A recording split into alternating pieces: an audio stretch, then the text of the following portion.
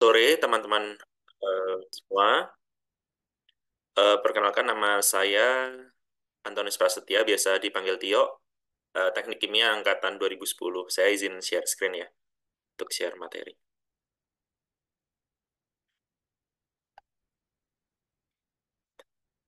Oke, siap. Eh, Terima kasih. Jadi, saya,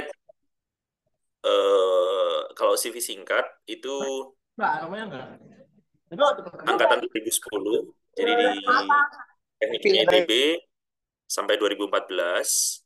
Setelah lulus, saya sampai sekarang itu bekerja di PT Rekayasa Industri.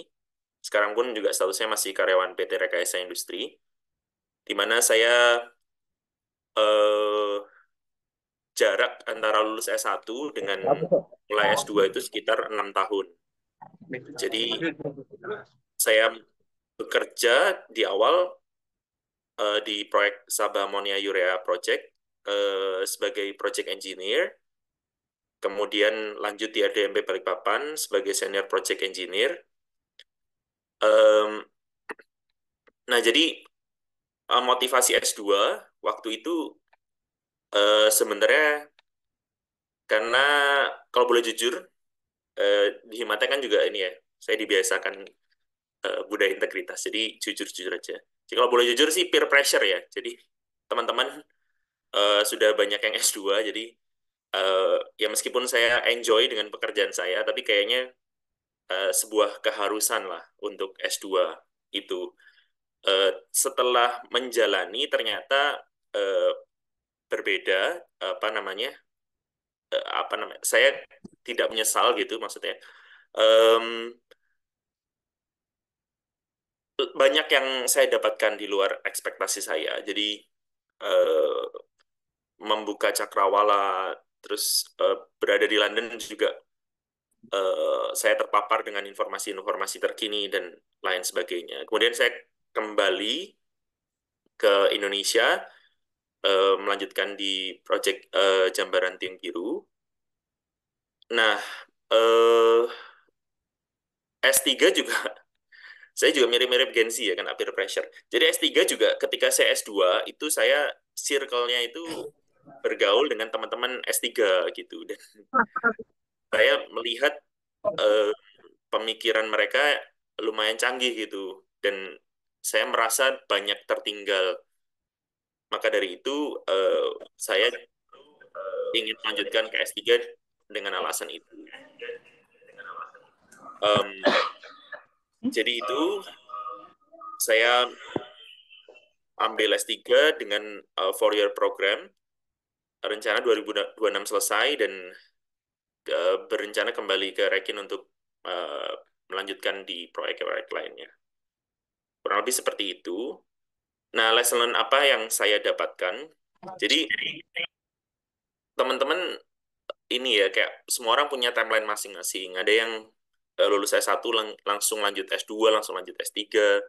Ada yang kerja dulu dan lain-lain. Menurut saya semua fine-fine aja, nothing's wrong. Jadi, semua punya timeline masing-masing. Nah, kalau saya tadi positifnya itu ketika saya S2 dan S3 itu benar-benar diskusi itu saya paham betul konteks realnya. Misalnya bicara tentang complexity di eh, apa namanya, eh, apa plan construction, itu saya benar-benar paham gitu bagaimana kompleksnya dan lain-lainnya. Oh ya, saya lupa menjelaskan. Jadi saya S2 S3 itu mengambil program studi project management, di mana ketika saya di Rekin dan bekerja di Rekin kurang lebih 6 tahun sebelum S2 itu saya melihat banyak masalah di luar technical problem atau engineering problem yang membutuhkan solusi-solusi manajerial. Meskipun ya ketika kita membangun pabrik tentu solusi manajerial itu tidak lepas dari solusi teknikal yang ada. Jadi saya merasa project management course ini melengkapi ilmu teknik kimia saya, eh, dan bisa saya pakai nanti ke depan dengan lebih baik. Seperti itu. Nah, terus sharing singkat aja. Jadi saya pernah gagal, cuma eh, saya waktu itu reuni sih, reuni Tekim 2010. Terus kayak saya bilang, aduh saya gagal nih beasiswa. Terus ada teman yang bilang, aduh baru gagal sekali, saya aja nyoba 3 kali baru berhasil. Nah itu salah satu revealing moment ya, bahwa saya merubah mindset bahwa ya gagal itu bukan berarti saya gagal, tapi kayak pemberi beasiswa aja yang belum berhasil untuk melihat potensi diri kita.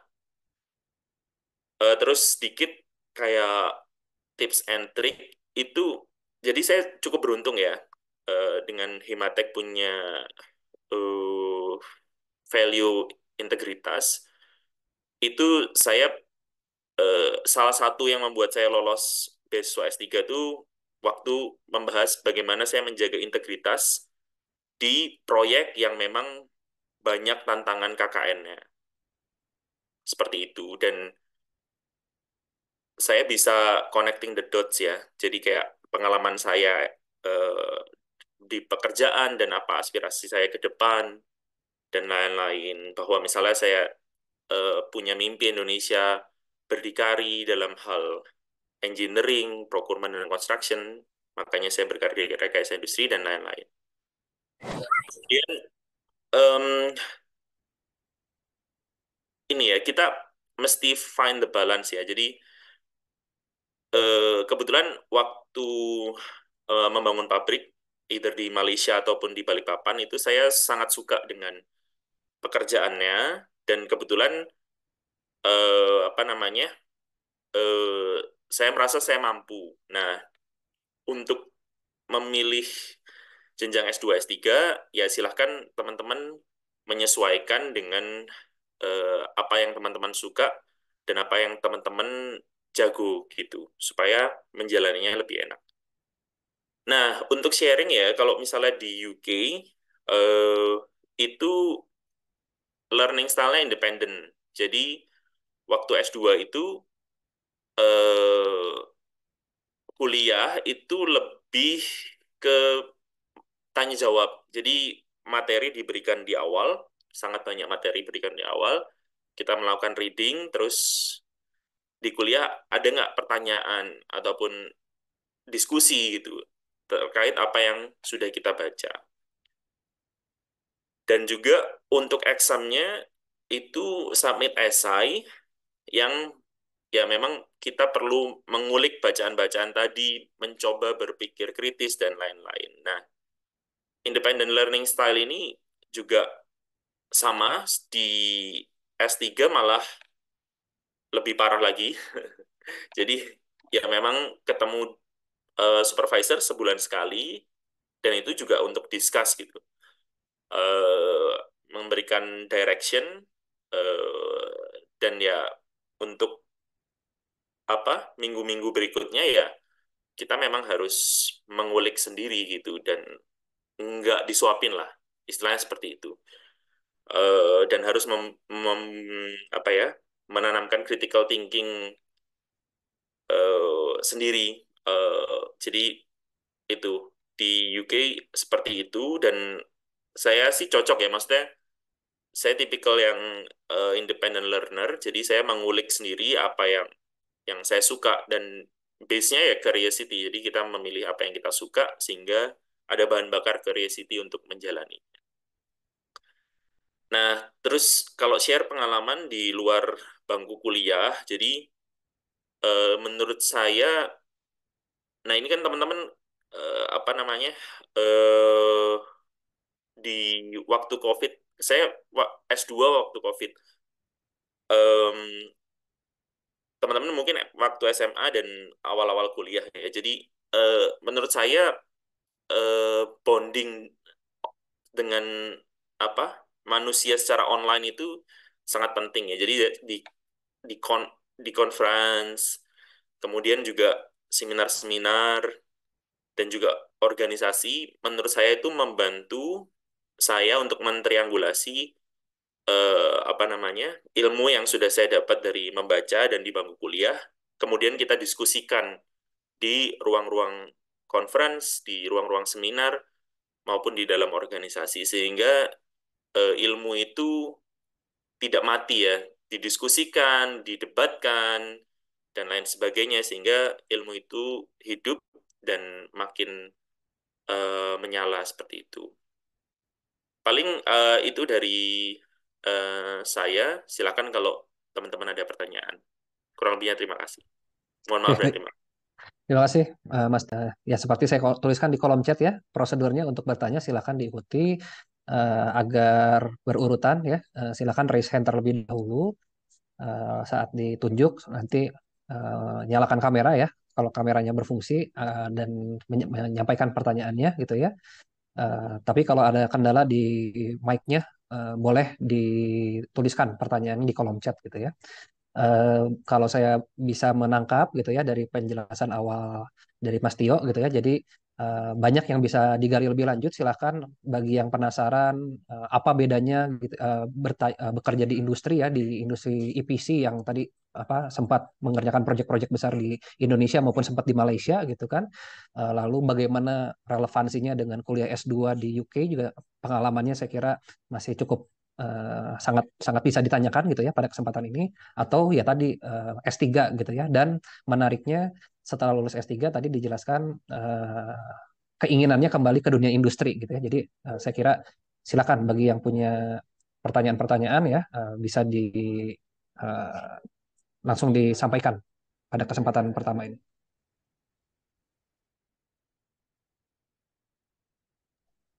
Oke, saya sudah ada 3 orang ini sepertinya ya. Saya urutkan dari yang pertama bertanya tadi ya. Ada Stefani Patricia, silakan. Stefani Patricia. Selamat sore, kakak-kakak, bapak semuanya. Perkenalkan saya Stefani. Saya mau bertanya, tadi kan kakak sempat singgung kalau di sana tuh bonding sama manusia tuh sangat penting nih. Nah, ada bedanya nggak pertemanan di sana sama selama kuliah di Indonesia gitu, Kak? Iya, terima kasih pertanyaannya, Stephanie. Jadi, yang paling membedakan kalau menurut saya ya, ini saya juga jujur ya. Jadi kalau saya juga agak flexing, jadi di belakang ada buku ya. Biasanya saya nggak menunjukkan, cuma karena lagi seminar keprofesian, jadi saya tunjukkan. Tapi saya jujur, saya baru membaca itu di tahun 2021. Itu juga karena peer pressure gitu. Jadi kalau ngobrol di kafe ataupun di seminar ya bareng orang-orang ya di baik internasional maupun di Indonesia itu obrolannya udah berat sekali gitu. Saya yang kayak di industri ya, maksudnya kuli proyek gitu, 6 tahun jadi kuli proyek, terus S2 di UK merasa agak kurang bisa mengimbangi pembicaraan mereka. Jadi eh, menurut saya yang membedakan, kalau asik sih asik asik banget di sini, apalagi British culture itu sangat sopan.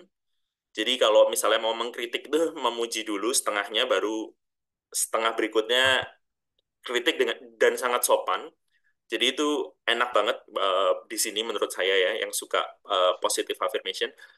Nah, tapi memang kita kalau misalnya nggak punya knowledge sebelum ngobrol uh, uh, atau sebelum hangout, itu memang kita jadi nggak bisa, kalau bahasanya Gen Z itu apa, vibing ya.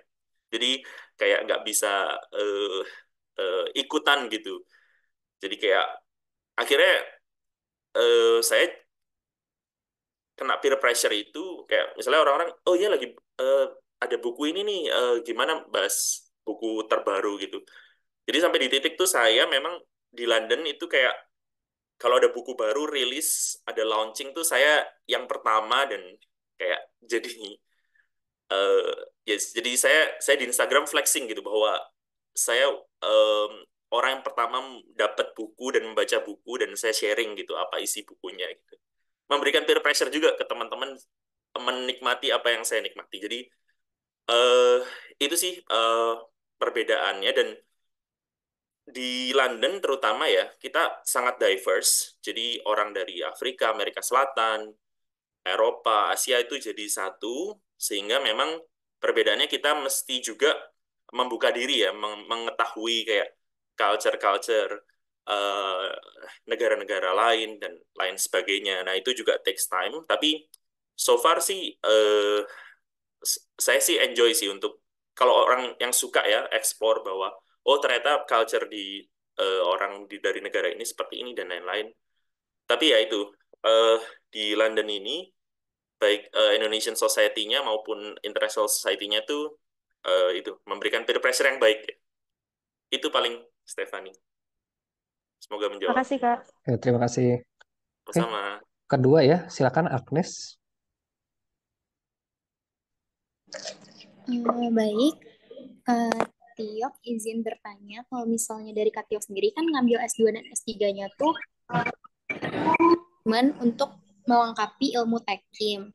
Nah, kira-kira selama pengalaman Kak Tiok sudah belajar mengenai project management sendiri, itu kira-kira belajar apa aja sama untuk menghubungkan dan mengcombine project management dengan ilmu tekim ini sendiri bagaimana? Terima kasih, Kak. Iya, thank you. Thank you, Agnes. Pertanyaannya bagus ya. Eh, jadi kalau ini intuisi saya sih, guessing aja mungkin sekitar 40-50% ya angkatan saya itu tidak direct langsung di pekerjaan yang teknik kimia banget itu realitanya karena ya kita tahu apa ya itu tergantung apa lapangan pekerjaan misalnya apakah Pertamina atau Pupuk Indonesia atau Rekin lagi buka lowongan dan lain sebagainya itu banyak faktor. Nah jadi memang eh, banyak juga teman-teman yang memang berkarir di luar bidang teknik kimia. Tapi buat saya pribadi, teknik kimia itu sangat relate ya dengan bidang-bidang lainnya, terutama dalam memberikan eh, melengkapi kita dengan kerangka berpikir. Nah, apa yang saya dapat di project management UCL selama eh, bertahun-tahun sekolah di sini itu salah satunya adalah social science bahwa dan ini misal kalau menjelaskan ilmu yang saya dapatkan agak ini tapi salah satu yang menarik ya itu bahwa eh, dalam mengerjakan proyek itu ada yang namanya uncertainty jadi kan sering dibilang risk mitigation dan lain-lain padahal ada hal yang unknowns gitu bahwa kita tidak tahu apa yang kita tidak tahu. Contohnya misalnya COVID-19 ya, nggak ada project practitioners di dunia ini yang kayak predict ataupun mitigate yang namanya COVID-19. Nah, di situ diperlukan sikap kolaboratif, di mana memang di kontrak nggak di state dan lain-lain, tapi either apa nih yang mau kita lakukan selanjutnya ketika ada masalah. Apa kita kayak mau saling menyalahkan antara misalnya klien dan kontraktor, atau kita mau sama-sama duduk, oke kontraknya seperti ini, keadaannya seperti ini, ke depan nih kita mau bareng-bareng untuk menyukseskan proyek, apa yang harus dilakukan. Nah, di situ dan eh, banyak inovasi-inovasi dalam hal kontrak ya, kolaborasi kontrak dimulai di UK itu yang sangat menarik gitu dan apa namanya punya output yang baik. Tapi di situ diperlukan kapabilitas dari klien juga yang cukup tinggi untuk menavigate collaborative contract ini. Jadi eh, dan ternyata itu yang terjadi di proyek saya di Malaysia. Jadi eh, sama seperti hal-hal baik lainnya, misalnya demokrasi atau hal baik lainnya, pernikahan itu akan works kalau misalnya memang orang yang menjalaninya atau rakyat yang menjalaninya itu paham bagaimana the democracy functioning, marriage functioning, dan lain-lain. Nah, di situ eh, ada, ya, saya belajar bahwa, oh ya ternyata hal baik yang nggak bisa kita adopt directly gitu, bahwa kita harus menyiapkan diri untuk apapun itu ya. Kalau saya mengandaikannya, itu seperti palutor gitu. Dia punya enormous energy or power, tapi sebelum kita bisa menggunakannya, itu kita harus memang melatih diri ya untuk siap menggunakan itu. Nah, pemikiran-pemikiran seperti ini yang memang sebelum saya S2 dan S3 itu saya nggak punya gitu. Dan eh, apa ya, bahwa kontrak itu jadi senjata untuk menikam lawan gitu, apa menikam perusahaan lainnya. Misalnya saya di kontraktor untuk subkontraktor atau klien gitu, sehingga pemikirannya jadinya eh, namanya di project management itu adversarial behavior gitu. Nah, setelah saya belajar, oh ternyata ada juga gitu bahwa kita put trust on others dan membangun relasi secara kolaboratif. Dan itu eh, apa ya, penting untuk eh, melalui banyak uncertainty di mega projects yang mungkin takes time 5 sampai 10 tahun. Kita nggak tahu apa yang terjadi gitu. Jadi eh, itu salah satu yang saya dapat dan hubungannya dengan teknik kimia. Jadi eh, kalau dari apa yang nggak hanya di kuliah ya, jadi saya di London ini fun facts-nya adalah ikut seminar tentang ekonomi itu kayak 2-3 kali seminggu. Jadi kalau kesimpulan saya salah satunya eh, ini tentang eh, government, project management dan juga chemical engineering ya. Jadi menurut saya banyak diskusi di Indonesia tentang hilirisasi. Nah, menurut saya pribadi dari segi apa ya, kemajuan negara dan lain-lain, itu memang hilirisasi itu yang baik itu dimulai dari hulu yang kuat. Jadi bagaimana Indonesia bisa menguasai teknologi dan akhirnya bisa steering the innovation dan lain sebagainya, tidak hanya impor teknologi, itu jadi penting karena di project sendiri klien itu bisa punya kapabilitas lebih karena punya teknologi capability yang mumpuni untuk memilih eh, apa namanya, proses license yang memang tepat untuk bagaimana mengolah sumber daya alam di Indonesia. Dan itu yang mungkin Pak Anggit dan dosen-dosen TK sedang usahakan dan kerjakan, yang saya juga selalu support ya dan bangga ya bagaimana ada kemandirian di sana. Itu yang eh, apa namanya, salah satu yang menjadi apa namanya, eh, koneksi antara project management dan teknik kimia. Dan untuk informasi saya, case study-nya itu Hinkley Point C Nuclear Power Plant itu di UK, tepatnya di Bristol.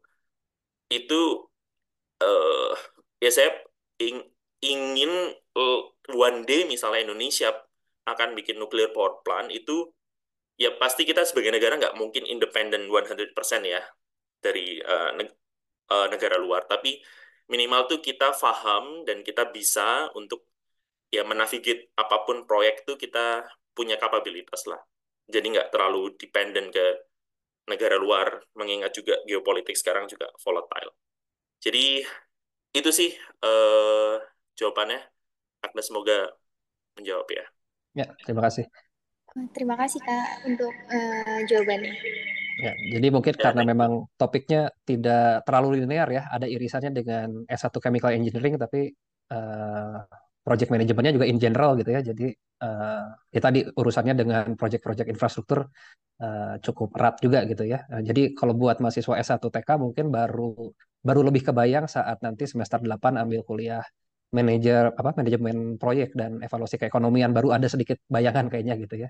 Ya, baik. Linearitasnya dengan Ya, S1 Bu. teknik Ya, Bu. ini. Oke, saya kira Ya, karena kita bisa lanjutkan ya ke yang berikutnya. ya, Ada Faris, kan silakan.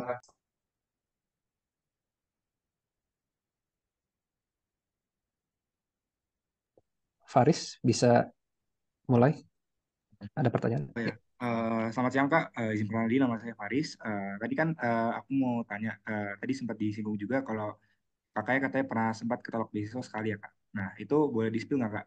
Hal apa yang bisa dievaluasi dan hal apa yang bisa diimprove buat kakak tuh bisa bangkit dan apa ya beasiswa yang selanjutnya gitu Kak. Thank you Kak. Siap, Faris, thank you pertanyaannya. Jadi, em, jujur, ya ini di teknik kimia, jadi saya buka-bukaan aja ya. Jadi, memang saya kurang menjual diri sih. Jadi, polosan gitu di interview pertama LPDP. Jadi ya saya cerita, saya ngerjain proyek, saya engineer, dan lain sebagainya gitu. Jadi, memang kurang menjual ya kalau saya flashback kembali gitu. Nah, lesson learn-nya, eh, kita bagaimana kita bisa menjual diri dengan baik. Jadi di wawancara kedua saya tanpa berbohong ya. Jadi kayak saya kan proyeksi itu bebas ya. Jadi saya bilang saya sebentar lagi akan masuk ke managerial role dan saya perlu eh, knowledge di project management, sehingga saya tidak mengulangi. Saya cerita bahwa misalnya di proyek-proyek sebelumnya banyak hal yang miss dan akhirnya merugikan perusahaan dan juga negara. Nah, di sini saya ingin tidak mengulangi kesalahan yang sama, sehingga saya perlu knowledge itu gitu. Nah, ketika saya bilang ya sebentar lagi saya akan ke manajerial lo, ya sebentar lagi itu kan relatif ya untuk orang ya. Misalnya bisa 5, 10, 15 tahun, tapi ya itu tanpa berbohong, tapi juga nggak cerita polosan saja gitu, karena orang juga mana tertarik dengan cerita yang polos gitu, kayak ya ya namanya engineer di proyek kan ya gitu-gitu aja ya, nggak ada maksudnya nggak ada yang luar biasa atau gimana. Nah, itu jadi bagaimana menceritakan diri kita dengan lebih positif, proyeksi ke depan, itu sih yang lesson learn yang apa namanya saya dapatkan. Dan juga tergantung ya beasiswanya apa gitu. Kalau misalnya kan saya 2 kali LPDP ya, jadi LPDP itu memang karakteristiknya cukup nasionalis gitu kan. Jadi ada pertanyaan, saya mungkin nggak bisa cerita ya, tapi yang agak aneh gitulah. Nah, dan saya bingung gitu di wawancara pertama itu bagaimana menjawabnya, karena terlalu aneh dan saya nggak kepikiran gitu. Nah, di wawancara kedua, seaneh apapun pertanyaannya, itu saya gunakan narasi nasionalisme untuk menjawab pertanyaan tersebut gitu. Meskipun ya menurut kita aneh. Begitu. Kurang lebihnya, sorry saya nggak bisa disclose ya. Jadi supaya tidak menimbulkan bias. Jadi kurang lebihnya seperti itu. Jadi internalisasi ya nilai, apa namanya, apa yang diinginkan pemberi beasiswa, dan juga eh, ya jangan lupa belajar bagaimana kita marketing diri untuk dilihat, oh ini ada potensi nih di sini. Seperti itu sih, Haris. Semoga menjawab ya. Oke, siap. Makasih, Kak. Intinya komunikasi ya. Komunikasi baik itu secara verbal maupun secara interview gitu ya. Dua hal yang harus disiapkan buat S2 maupun S3 gitu ya. Oke, Yes. berikutnya ada Aska. Silakan Aska. Oke, Pak, saya izin bertanya, Pak. Untuk proses pencarian beasiswa, untuk Katio, apakah diberikan oleh PT Rekin sendiri atau mencari sendiri, dan bagaimana menemukan beasiswa yang sesuai untuk arah karir kakak gitu? Oke, siap. Thank you, Aska, pertanyaannya. Jadi, saya beasiswanya dari LPDP, tidak dari Rekin. Dan kalau boleh jujur, kalau saya kan kerja ya, jadi waktunya terbatas. Jadi kayak kalau udah seharian di proyek tuh kayak udah mau pingsan lah. Jam 6 tuh udah tepar. Jadi dengan resources waktu yang terbatas itu, jadi saya nggak nyari beasiswa lain sih. Jadi jujur saya, jadi ya dapat atau nggak sama sekali. Jadi itu yang saya lakukan. Jadi mohon maaf saya nggak bisa komen dengan beasiswa lainnya. Tapi kalau teman-teman ada waktu ya silakan mencari. Cuma untuk teman-teman yang udah bekerja dan capek, ya satu aja fokus kalau saran saya sih. Dan kalau gagal coba lagi, gagal lagi coba lagi. toh juga nggak ada jatah gagal kan. Itu sorry ya kalau Oke, Oke, thank you. Masih Kak. Cukup ya, Aska ya. ya. Oke, terakhir ya untuk sesi ini sebelum dilanjut ke materi kedua, ini ada dari Neville dituliskan di kolom chat ya. Cukup panjang, cuman Mas Tio mungkin bisa diringkas gitu ya. Masalah apa? Apakah betul lebih baik kerja dulu sekian tahun daripada S2 gitu ya? Dan kalau pengalaman pribadi setelah berjalan gitu, konsekuensinya seperti apa kalau pro dan kontranya yang mungkin baru 1-2 tahun langsung S2 dengan yang ya seperti Mas Tio lah ada pengalaman 6 tahun lebih di industri gitu. Silakan. Bisa dari pengalaman pribadi maupun bisa dari lihat teman-teman yang lain lah gitu ya, yang mungkin backgroundnya berbeda lah gitu. Eh, Menarik ya pertanyaannya. Jadi nggak ada yang benar dan nggak ada yang salah sebetulnya. Cuma memang yaitu kalau dari ekonomi itu kan job market ya, tergantung pasar ya, tergantung perusahaan. Jadi ya kalau saya boleh jujur, karena industri di Indonesia ini bias juga ya, mungkin benar mungkin salah, tapi nggak semenggelora itu. Kalau semenggelora itu mungkin teman-teman saya, maksudnya 100% juga di industri kimia. Ya itu faktanya. Jadi em, memang kapasitas perusahaan untuk hiring eh, S2 dan S3 memang nggak sebaik di negara maju. Itu perlu diakui karena kita negara berkembang ya. Nah, saya pun juga nggak expect gimana-gimana sih, maksudnya ya saya S2 S3 untuk mengembangkan diri saya. Cuma saya tahu misalnya Rekin nih, ya dia sebagai perusahaan yang profit oriented juga ya nggak bisa terlalu menyesuaikan kapabilitas orang. Itu yang apa ya, jadi hal yang menurut saya menjadi root cause dari tadi pertanyaan dari Neville ya. Itu jadi dilihat aja industrinya seperti apa dan kesempatannya seperti apa. Kalau menurut saya pribadi itu, kalau yang saya rasakan itu yaitu saya jadi paham sekali konteksnya ketika saya mengambil S2 dan itu juga testimoni teman-teman saya.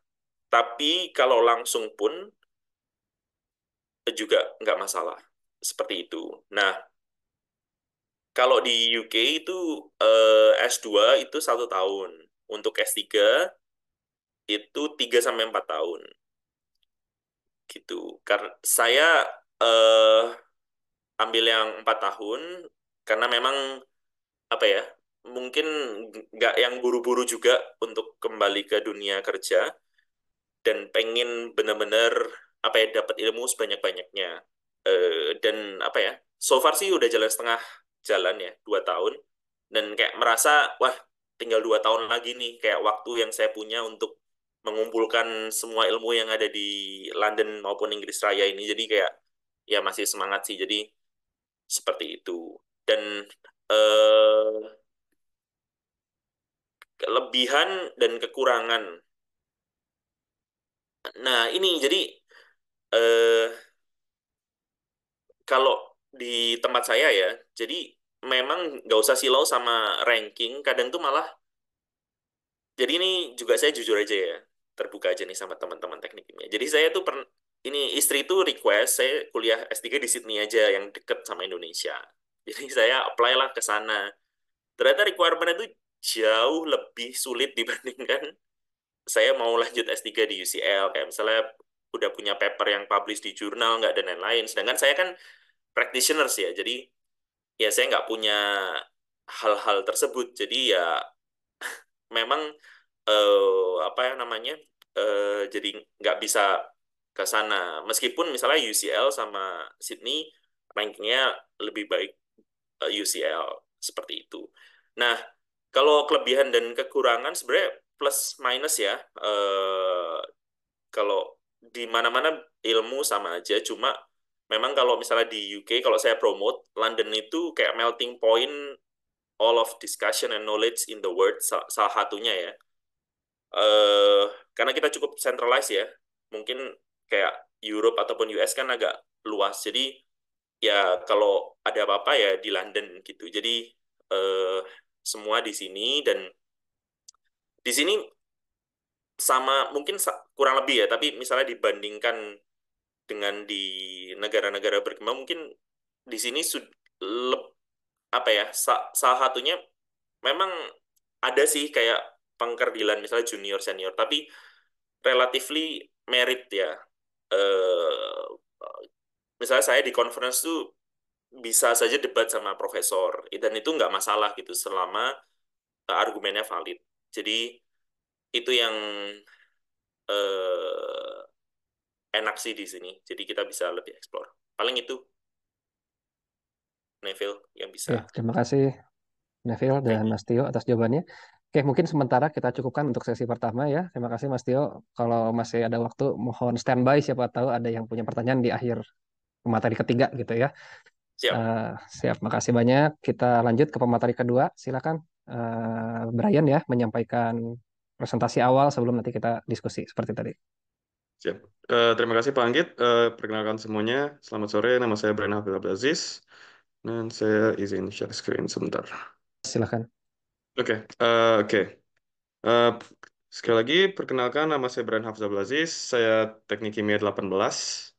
Dan saya lulus pada tahun 2022. Pengalaman saya pernah kerja di Boston Consulting Group atau BCG selama 1 tahun setelah lulus, dan setelah itu saya melanjutkan kuliah saya di Cornell University di New York State di United States. Eh, eh, Program saya di sini adalah Chemical Engineering, lanjut lagi Teknik Kimia. Dan saya mengejar tesis juga di S2 ini, dan saya fokusnya di bidang energi, spesialisasi di geothermal. Dan untuk karya atau publikasi atau report saya, dulu di S1 saya sempat bekerja di bawah Pak Anggit untuk TA tentang absorpsi CO2, dan sekarang saya riset di bidang transport transport dan geothermal, utamanya tentang transfer behavior of active tracers for enhanced geothermal system thermal performance and improvement. Dan berikut tentang pribadi saya, hobi saya fotografi dan road trips juga, dan saya demen juga untuk musik-musikan. Oke, pertama, saya ingin cerita tentang bagaimana saya bisa masuk di S2 ini sekarang. Jadi, saya ini berada di bawah beasiswa LPDP juga seperti Mas Tiok. Dan saya daftar waktu itu di tahun 2022, di tengah-tengah saya lagi kerja juga. Dan eh, saya mulai pendaftaran LPDP ini dengan saya udah nentuin dulu sih, kayak kenapa saya mau lanjut S2-nya, untuk alasan apa, dan eh, mau di bidang apa. Dan itu saya juga diskusi banyak ke orang-orang sekitar, diskusi dengan dosen, diskusi dengan teman-teman, diskusi dengan rekan kerja saya juga, dan sebagainya.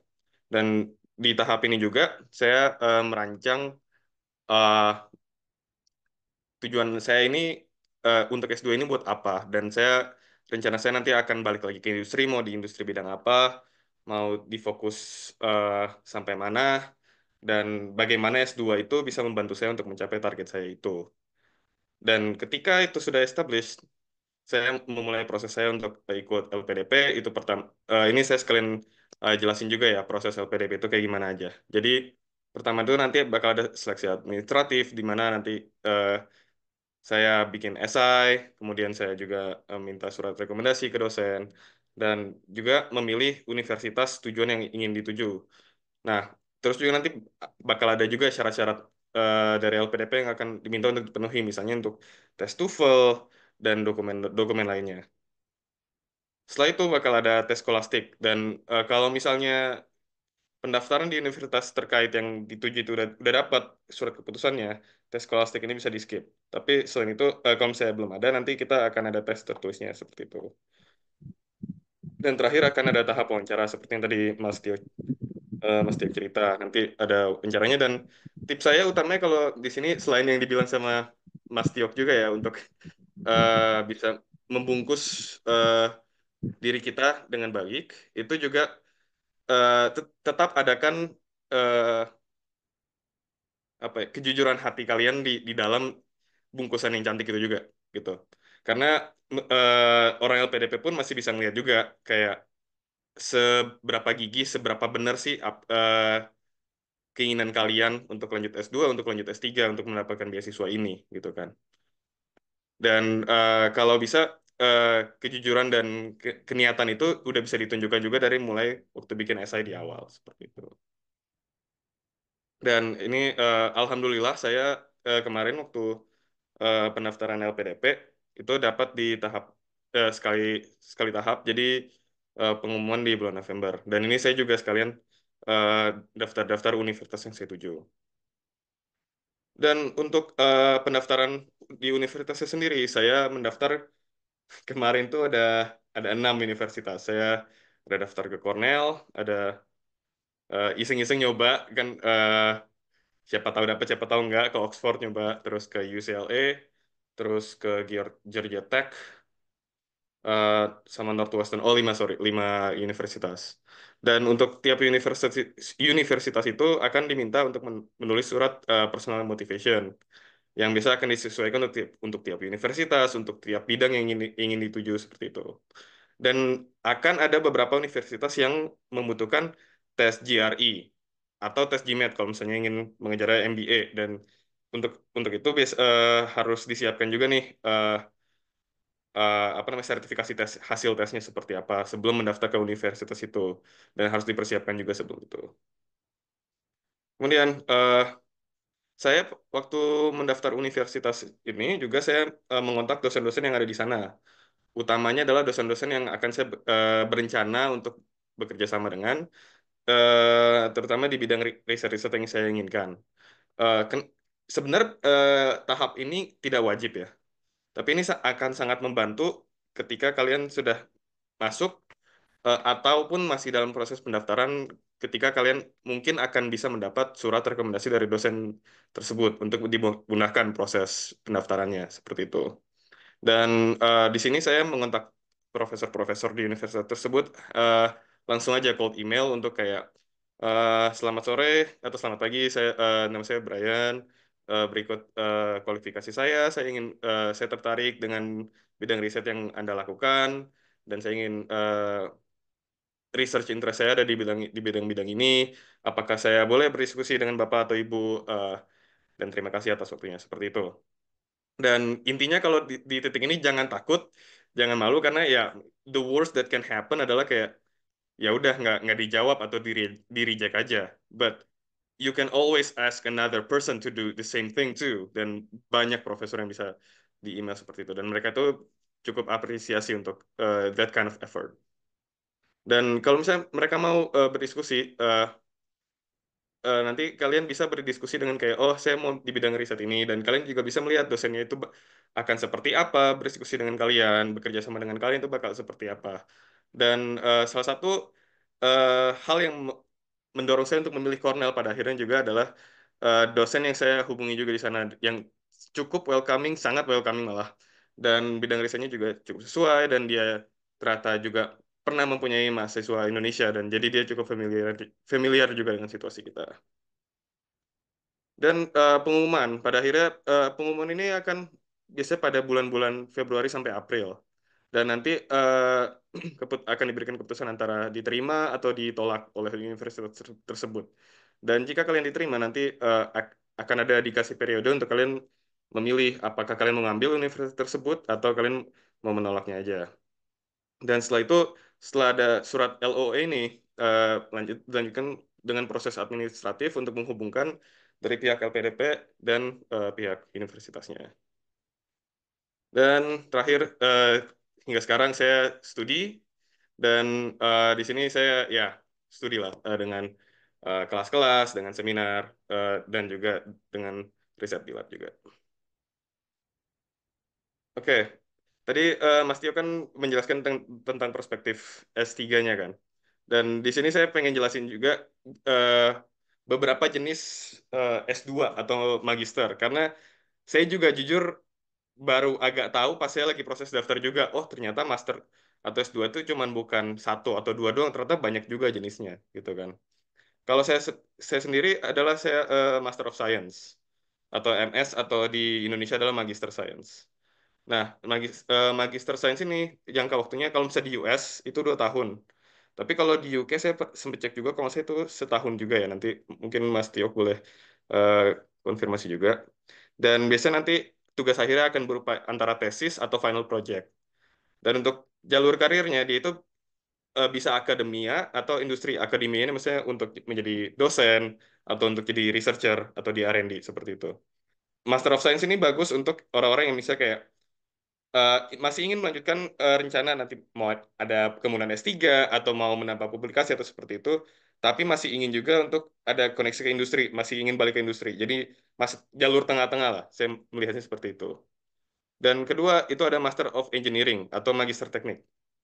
Jangka waktunya bisa 1 sampai 1,5 tahun, dan tugas akhirnya biasa berupa capstone project. Dan ini jalur karirnya itu berfokus untuk balik ke industri. Tercermin juga dari kelas-kelasnya dan capstone project yang biasa itu udah kerjasama sama industri terkait. Kemudian untuk Master of Business Administration mungkin ini udah agak familiar ya. Ini MBA. Anak-anak orang-orang Tekim juga bisa untuk ke MBA ini. Cuman dan biasa ini 2 tahun juga dan jalur karirnya ini terbuka juga untuk ke consulting dan entrepreneurship. Tapi kalau untuk mau daftar MBA itu akan membutuhkan tes GMAT dan biasa program MBA ini menyaratkan pendaftarnya itu udah harus pengalaman kerja minimal 2 sampai 3 tahun. Dan mungkin yang untuk keempat ini magister lainnya, ini adalah yang misalnya kalian ingin mencoba kerja di bidang yang mungkin sama sekali nggak teknik. Misalnya kalian mau jadi petugas paten itu bisa dihukum, atau mungkin mau lebih jauh lagi eh, ke bidang sosial atau sipil atau selainnya itu. Dan ini biasa untuk memperluas pengetahuan holistik dan seperti itu.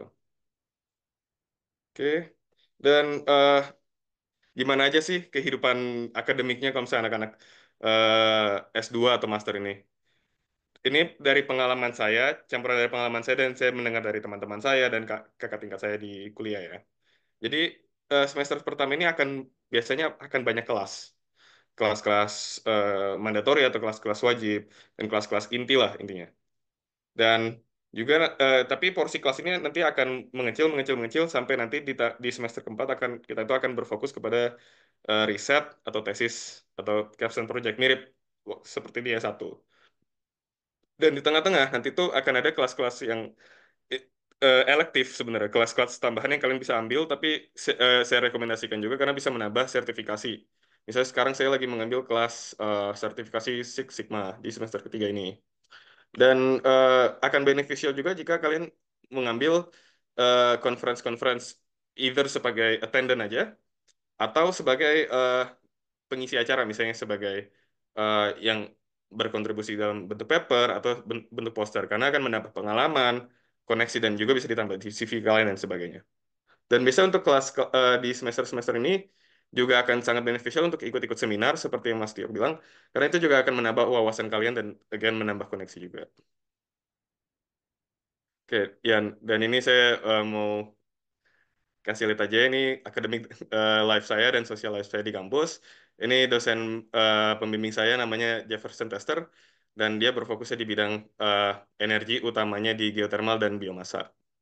Dan ini subjek riset saya itu tentang active tracer ini sebenarnya adalah polymer hydrogel itu. Dan ini adalah seminar yang diadakan oleh eh, organisasi namanya Geothermal Rising dan saya sebagai anggotanya juga. Dan ini saya di lab dan ini salah satu bentuk presentasi uh, bi-weekly saya. Dan ini uh, saya sedang ada acara Indonesian Night di Cornell dan ini ada teman-teman jurusan saya yang ikut juga di acaranya. Dan ini anak-anak jurusan saya dan ini adalah komunitas Indonesia di Cornell University. Jadi cukup ramai juga. Oke. Dan selanjutnya, kenapa harus US? Banyak orang, saya sempat banyak cerita, ngobrol ya sama orang-orang juga sebelum berangkat juga. Pada nanya kenapa sih lo mau di US, Bray, gitu kan? Bukannya jauh pertama dan kedua tuh rasis atau gimana gitu kan? Sebenarnya hal-hal yang negatif itu pasti ada gitu kan. Cuman menurut saya kesempatan di US ini adalah utamanya adalah untuk belajar budaya-budaya baru yang mungkin jauh dari budaya orang Indonesia seperti apa gitu kan. Orang-orang yang lebih outspoken, di sisi lain mungkin juga lebih apa namanya eh, forward lah dan mungkin kesannya bakal ada agak maksa atau kayak gimana gitu kan. Dan belak-belakan banget orang-orangnya. Tapi di sisi lain orang Amerika tuh nggak jauh beda juga sama orang Indonesia dan there's a lot of ways we can connect with other people yang mungkin secara budaya jauh tapi ternyata nggak sejauh yang kita kira seperti itu kan. Dan juga ini adalah ajang yang bagus untuk mengasah bahasa Inggris kita. Dan oke, dan kenapa US juga banyak banget di US ini yang bisa dieksplor.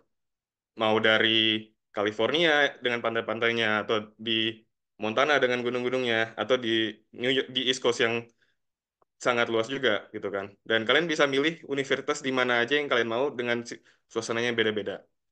Dan selain itu juga dari kualitas pendidikannya, US itu juga bagus-bagus dan banyak pilihan yang kalian bisa approach juga dari Universitas Ivy League yang Cornell salah satunya.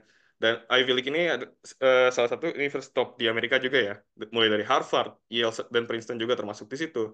Dan cukup generalis. Selain itu ada juga universitas yang berfokus di migas kalau kalian mau fokusnya di migas seperti di Texas, Colorado School of Mine atau di Tulsa. Dan ada juga universitas yang berfokus di teknologi yang kalian mungkin akan familiar juga seperti MIT, Caltech, Stanford, UC Berkeley dan Georgia Tech. Seperti itu. Dan terakhir saya mau share juga sedikit tentang opsi-opsi beasiswa untuk di luar negeri ya, fully funded. Jadi yang 5 utama saya mau eh, jelasin juga. Ini informasi agak umum ya. Yang mungkin saya tahu lebih banyak ada di LPDP. Cuman yang Fulbright ini informasi umum yang saya dapatkan juga di internet. Jadi ada LPDP, itu negaranya bisa banyak. Fulbright itu tujuannya di Amerika. Chevening untuk di Inggris. Australian Awards untuk di Australia. Dan Erasmus Plus untuk di Uni Eropa. Kalau dari jumlah peserta, dari tahun 2000, dari data 2024 sendiri LPDP masih paling banyak penerimanya ya. Tapi ini juga termasuk juga untuk yang dalam negeri kalau nggak salah. Jadi biasa setengah-setengah. Dan pendanaannya bisa dilihat juga di sini. Dan kalau untuk waktu pendaftarannya biasanya kalau untuk LPDP ini dimulai di Februari sampai April untuk gelombang 1 dan Juni sampai Agustus di gelombang 2. Jadi kalau saya tahun lalu itu saya lulus S1, saya langsung mulai kerja dan saya langsung mulai daftar juga untuk gelombang 2-nya LPDP 2022. Dan Fulbright biasanya buka untuk awal tahun, dan Chevening ini bukannya dari Agustus sampai November, dan Australian Awards untuk Februari sampai April, dan Erasmus Plus itu tergantung dari universitasnya masing-masing. Nanti kalau saya mau konfirmasi juga nih, ada juga data-datanya yang saya cantumkan di sini. Dan masih banyak lagi beasiswa lain yang khusus untuk negara-negara tertentu. Dan ada juga beasiswa co-funding, atau yang setengah dibayar, setengah kita bayar sendiri, atau seperti apa. Banyak skema-skema untuk beasiswa yang kalian bisa kejar kalau misalnya kalian ingin melanjutkan S2 atau S3, namun ya ingin mengejar beasiswa. Seperti itu. Oke, itu dulu presentasi dari saya. Terima kasih. Terima kasih Brian ya. Mhm. Silahkan prosedur yang sama seperti tadi ya. Bagi yang punya pertanyaan bisa raise hand gitu ya, maupun dituliskan di kolom chat ya. Oke, sudah ada 4 ya. Silakan Enrico bisa memulai. Halo, Mas, apakah suara saya terdengar? Ya, jelas Ya. silakan. Oh, ya. Oke. Thank you Kak Brian atas pemaparannya.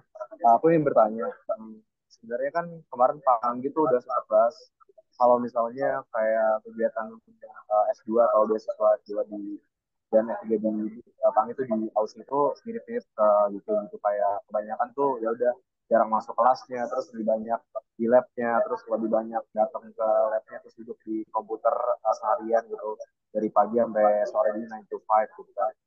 Nah, kalau misalnya di US sendiri itu kegiatan S2-nya itu lebih banyak misalnya group projects-nya kah atau lebih banyak di lab-nya kayak Panggit kah atau malah kayak lebih banyak kelasnya gitu Kak. Pengen tahu di situ juga.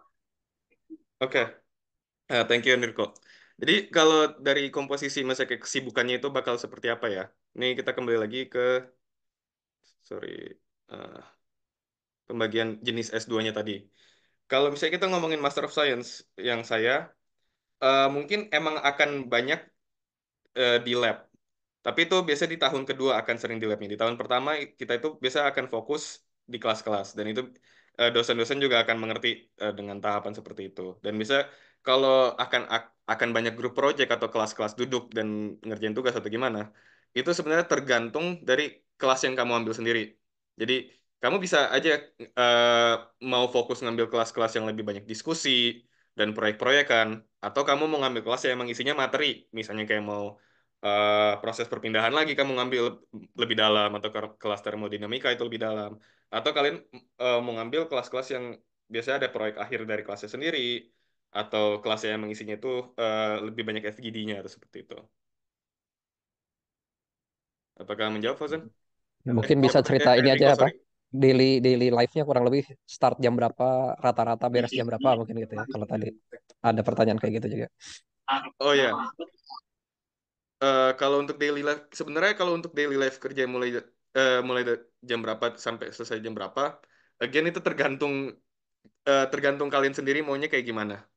Kalian mau seminggu itu skip nge-lab atau skip kelas juga sebenarnya dosen-dosen juga nggak akan peduli gitu kan, paling dinilai aja masalahnya atau di resultnya aja nanti akan ditanyakan. Tapi kalau saya sendiri itu saya eh, lebih menerapkan sistem 9 to 5 lah ya. Jadi jam 9 datang dan itu udah saya bagi sendiri antara saya lagi ada kelas waktu itu atau saya mau full di lab. Nah, itu pembagian saya sendiri. Cuman saya akan berusaha 9 to 5. Paling nanti akan ada sekali sehari atau 2 hari yang dimana saya akan agak lembur sedikit sampai jam 8, jam 9 malam, tapi itu bisa akan jarang banget.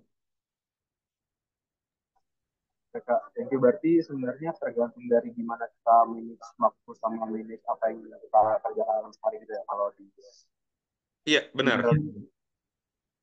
Oke, Kak. Thank you. Ya, Thank you, mungkin Rico. cukup jelas ya Henrico ya. Lanjut ya. Berikutnya ada Fauzan, silakan Fauzan. Oke, terima kasih Pak Anggit atas waktunya dan terima kasih dulu sebelumnya Pak Brian atas materinya. Pengen nanya Kak, sebenarnya kan kalau misalkan di S2 ini salah satu hal, kalau saya sendiri memandang itu kan sebagai suatu keputusan yang cukup signifikan ya Kak, entah buat karir kita dan bahkan buat rencana hidup lah gitu. Dan salah satu hal yang paling menarik adalah kita mengulik kenapa orang ini tuh mengambil hal tersebut gitu. Jadi aku penasaran aja buat Kak Brian sendiri, kayak keputusannya setelah apa pengen ngambil S2 plus kayak aku sempat lihat juga dari track record kakak sebagai konsultan juga kayak nggak nyampe setahun ya kayak kayak beberapa 11 bulan gitu dan tiba-tiba langsung shifting ngambil S2 yang mana S2 pun bidangnya juga beda gitu yang sebelumnya jadi konsultan di bidang procurement and logistik kalau nggak salah tadi kayak terus tiba-tiba Ya. ngambil ke renewable energy di geothermal tempatnya buat tesisnya kayak pertimbangan kakak apa gitu karena cukup jauh terus kalau misalkan tadi Kak Tiok sebelumnya jelasin kan dia emang ngambil S2 karena emang ada kebutuhan dan pengen memperdalam lagi skill dan kebutuhan di karirnya.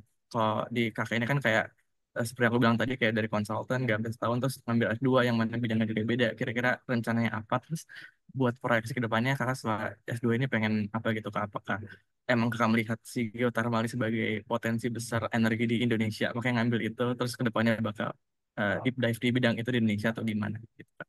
Thank Oke, you.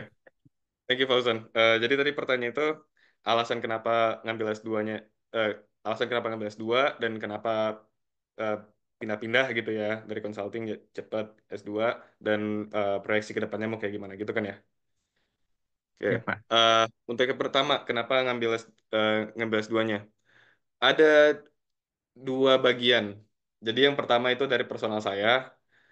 Dari saya selama S1, saya sebenarnya emang pengen lanjut S2 dan saya pengennya ngambilnya agak cepat juga karena berhubung ada yang eh, there is a saying that says that kayak oh kalau misalnya udah kerja lumayan agak lama tuh keinginan untuk lanjut S2 tuh biasa makin turun karena udah dapat uang gitu kan dan udah yang cukup nyaman lah gitu hidup kan dan oleh karena itu dari pribadi saya juga pengen kayak oh ya udah selagi masih masih lumayan fresh di otak tentang ilmu-ilmu ilmu-ilmu selama S1 ya udah pengen lanjutin dulu gitu kan dan saya emang ada rencana untuk lanjut S2 dari awal dan di bagian keduanya kenapa ambil S2-nya di saat itu juga karena eh gimana bilangnya saya masih ingin mendalami lebih dalam sih tentang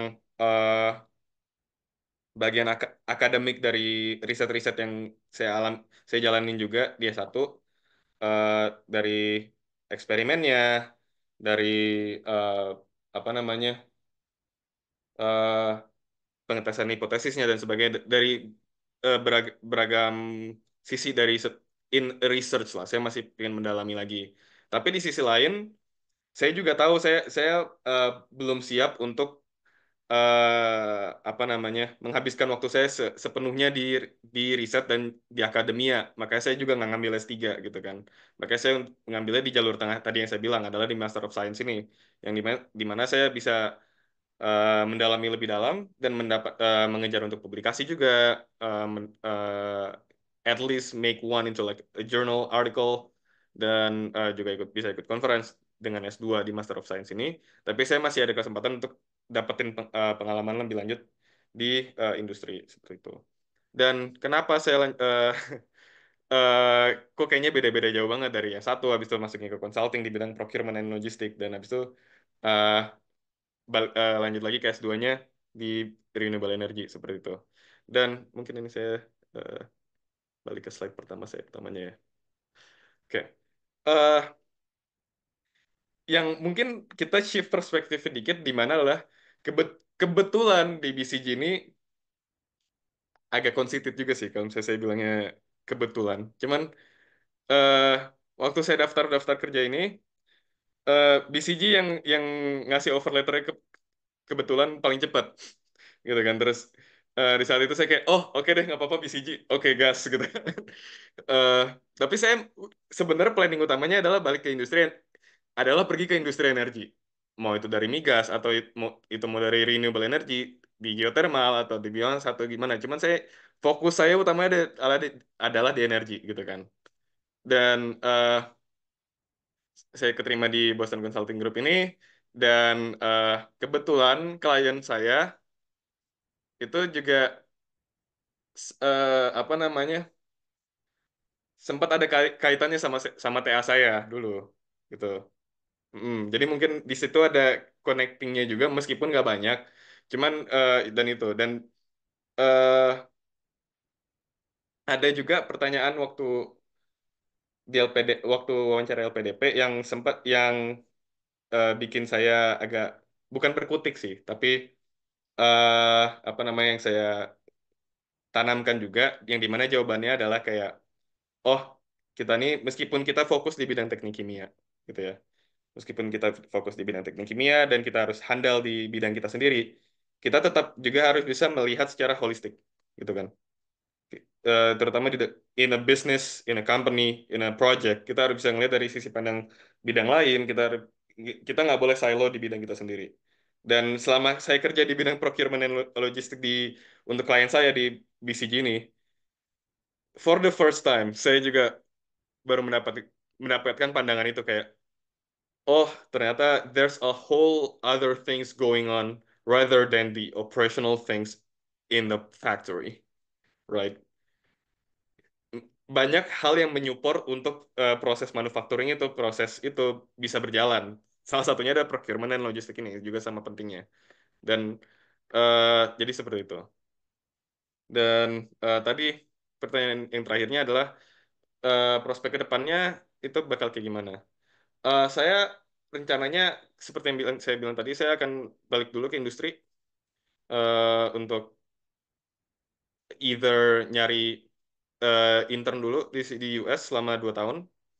Karena LPDP membolehkan ya kalau untuk yang jurusan STEM itu, STEM itu maksudnya MIPA, itu untuk dapat internship di negara tujuan selama 2 tahun, dan habis itu saya balik ke Indo untuk kerja di industri yang saya mau, dan atau saya langsung balik ke Indonesia dan langsung balik ke industri dulu.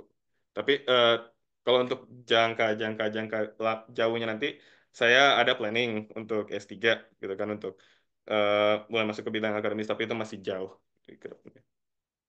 Seperti itu. Apakah menjawab, Fauzan? Oke. Oke, menjawab Kak. Terima kasih atas pengalaman dan sukses terus. Oke, lanjut ya. Berikutnya silakan Stanley.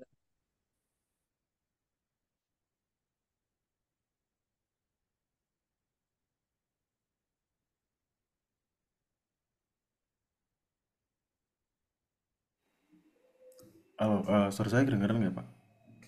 Jelas, lanjut aja.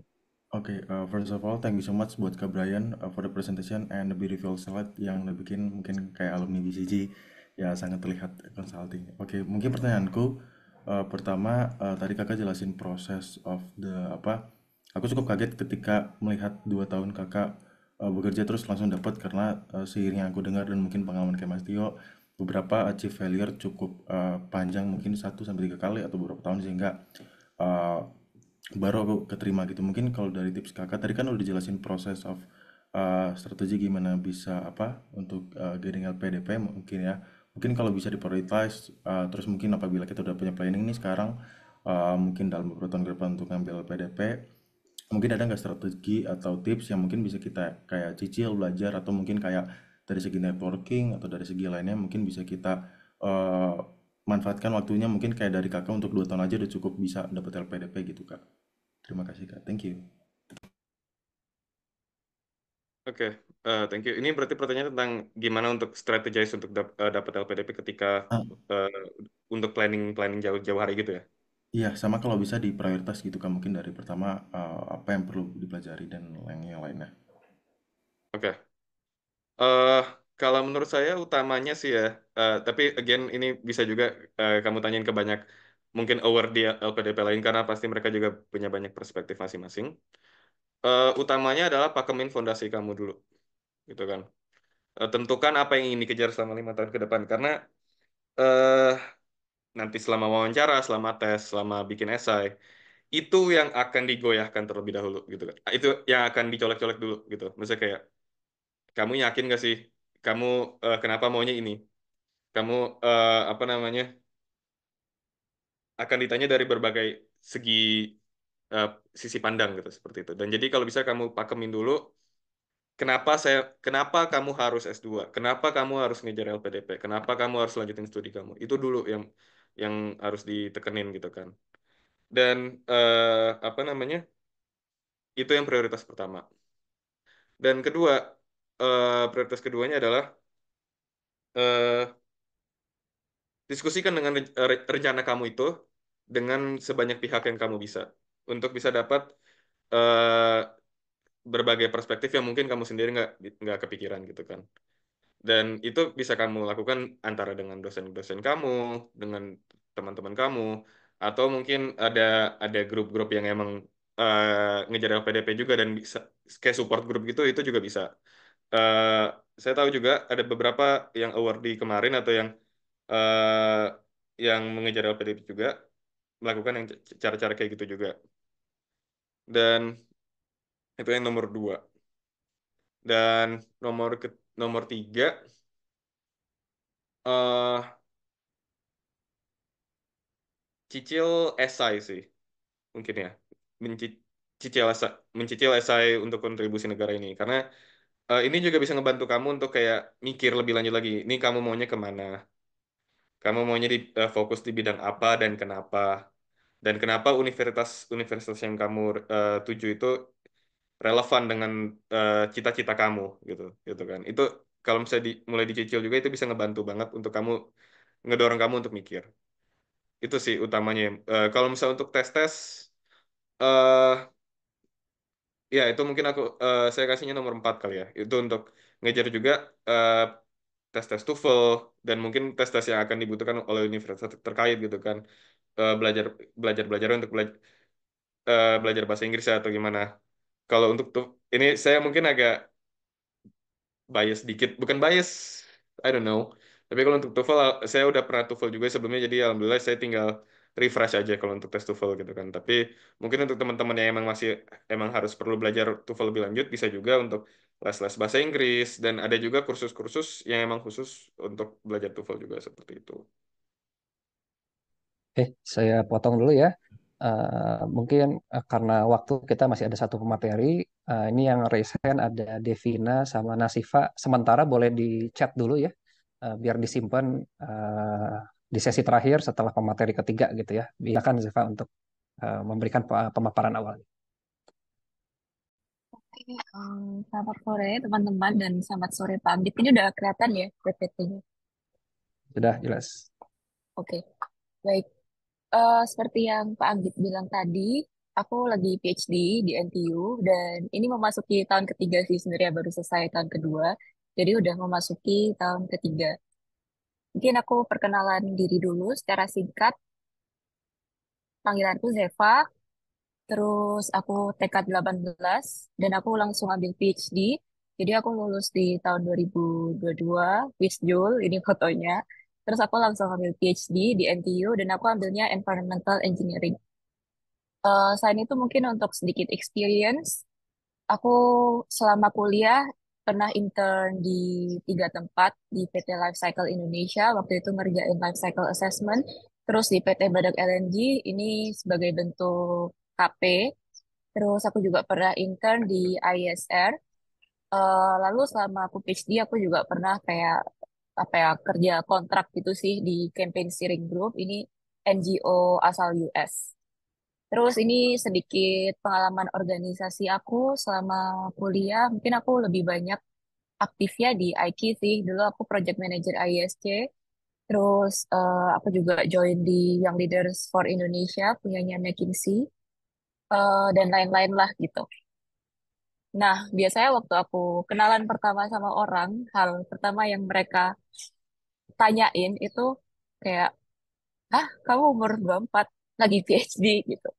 Jadi itu kayak salah satu frequently asked question di hidup aku gitu. Kayak paling sering orang itu nanya itu. Dan hari ini aku bakal cerita dan share sedikit ke teman-teman gimana kok aku bisa tiba-tiba kayak langsung ambil PhD setelah lulus dan apa aja pertimbangannya atau kalau misalnya ada minusnya juga kenapa, mungkin aku bakal cerita. So, jadi eh mungkin aku throwback sedikit waktu masih di teknik kimia di tahun kedua, pertama masuk jurusan, aku tuh udah mulai tertarik untuk ambil S2 dengan topik yang berhubungan sama teknik kimia gitu. Aku merasa kayak, oh, aku enjoy sih di teknik kimia gitu. Aku suka sih. Mungkin ini juga beda-beda ya. Maksudnya, aku juga punya gitu banyak temen yang setelah masuk teknik kimia malah nggak mau gitu kerja di bidang teknik kimia gitu. Dan itu nggak salah. Maksudnya jalan hidupnya orang beda-beda, pilihannya juga beda-beda. Terus di year 3 aku aktif di IT dan aku mulai punya deep interest dalam isu-isu yang hubungannya itu sama environment. So, waktu libur kuliah, aku ambil pelatihan LCA sendiri. Maksudnya kayak daftar-daftar sendiri gitu aja, nyari sendiri dan ambil sendiri. Dan setelah aku pelatihan, aku ternyata ditawarin buat jadi intern sama perusahaan yang ngadain pelatihan itu gitu. So, that's how I got this intern position. Terus di year 4, karena aku emang udah tahu aku mau ambil postgrad, aku cari opsi S2 di luar negeri, khususnya di Asia. Karena kenapa di Asia? Mungkin beda ya sama Brian tadi, kayak Brian pengen di US untuk apa ya, buat ngerasain perbedaan culture yang gimana gitu, yang signifikan banget lah. Nah, bedanya kalau aku lumayan kayak, aduh yang deket-deket aja lah gitu, yang kalau pulang juga gampang gitu. Jadi kayak ya udah Asia aja. Terus selain itu di year 4 aku waktu ISC juga kenal banyak profesional di bidang lingkungan dan waktu aku internship di ISR, dua pengalaman ini bikin aku merasa kayak aku benar-benar mau pursue something di environment gitu. Karena aku ngeliat, oh baik banget sih orang-orang baik di dunia ini gitu. Kayak regardless kadang merasa anxious karena aku punya interest di lingkungan ya, climate change and so on. Regardless kadang merasa kayak anxious dan merasa kayak udah hopeless sama dunia ini. Tapi ketika aku mengalami dua hal ini waktu di year 4, aku benar-benar merasa, oh baik banget sih orang-orang yang masih mau memperjuangkan gitu. So I want to do to do the same thing dan ambil S2 di Environmental Engineering. Nah, waktu di year 4 ini, aku yakin teman-teman juga bakal relate. Selain sibuk RP, skripsi, biasanya kita mulai krisis identitas. Habis lulus, enaknya ngapain? Entah itu kerja, atau ada yang mau S2, ada yang mau langsung S3. Aku nggak tahu, biasanya tuh udah mulai pada bingung gitu. Dan it's very normal. Dan jalannya orang beda-beda juga sih. Ada juga yang di year 4 masih belum mikirin sih. Ada juga yang masih kayak, aduh terlalu pusing sama RP dan skripsi dan belum mikirin. And that's fine. Karena tiap orang beda-beda. Jalannya orang juga gak linear, gak sama. Mungkin aku bakal kasih perspektif yang lumayan beda sama pembicara-pembicara lain yang mungkin udah pernah kerja dulu terus baru ambil postgrad. Sedangkan aku yang kayak fresh dari S1, aku langsung postgrad gitu. Kebetulan karena like I said, aku udah yakin aku mau ambil S2, jadi aku langsung siapin gitu. Dan selain alasan tadi, sebenarnya aku juga punya personal choices lain. Yang pertama, aku ingin mewujudkan cita-cita orang tua. Makanya aku bilang kayak jalan hidupnya orang itu beda-beda gitu. Salah satu hal yang menurut aku penting banget, aku ingin mewujudkan cita-cita papa aku gitu. Karena papa aku tuh lulus S1 aja enggak gitu. Tapi dia berhasil nyekolahin anaknya S1 lah minimal gitu. Jadi aku kayak pengen eh, take further step karena aku tahu kalau papa aku tuh seneng banget waktu ngeliat anak-anaknya itu bisa berprestasi secara akademik gitu. Terus yang kedua, aku emang suka belajar, cuma aku nggak suka ujiannya. Dan aku punya passion atau interest lebih di teknologi-teknologi yang berhubungan sama environment. Dulu aku juga RP dan juga skripsinya CCS di bawah bimbingan Pak Anggit juga. Jadi aku memang apa ya arahnya emang ke environment lah gitu. Terus selain itu TK18 tuh mengalami masa-masa COVID. Jadi labteknya yang offline itu bentar banget. Seingat aku cuma dapet kayak 2 modul gitu yang bisa labtek offline. So, aku merasa aku nggak punya skill yang cukup dalam hal praktek atau lab. Aku juga enjoy doing research. Terus aku enjoy owning and creating something. Dan career-wise, aku pengen bekerja sendiri sih. Pengen jadi entrepreneur ke depannya.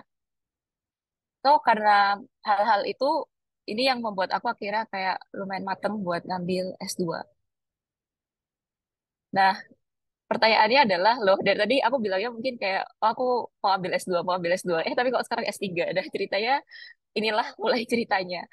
Aku mulai cari opsi S2, terutama di Asia kan, yang tadi aku bilang. Dan aku juga cari opsi-opsi beasiswanya. Aku juga nggak kepikiran buat langsung ambil S3. Ada keinginan sih, kalau misalnya one day aku ambil S3, tapi kayak itu kalau bisa aja gitu, bonus aja. Tapi aku utamanya pengen S2 sebenarnya. Cuman karena aku pengen S2 ini, aku udah langsung retake TOEFL IBT aja karena aku sadar udah expired gitu. Terus di bulan Oktober November 2021 ini aku eh memutuskan aku mau apply di universitas-universitas ini, NTU, NUS, Tokyo University, sama Osaka University. Dari universitas ini yang intake-nya paling early itu NTU, which is di awal 2022. Dan aku waktu itu memang prioritas nomor satuku adalah NTU, karena NTU tuh punya Masters by Research. Nanti bakal aku ceritain lagi apa bedanya ya Master by Research sama Master by Coursework. Karena aku mau Master by Research ini, aku mulai cari profesor juga. Aku email dan juga interview sama profesorku yang sekarang. Tapi uh, I can say I'm very lucky karena cari profesor ini aku dengar dari banyak teman-teman yang S3, mereka tuh nggak sekali langsung dapet gitu. Dan aku sekali langsung dapet.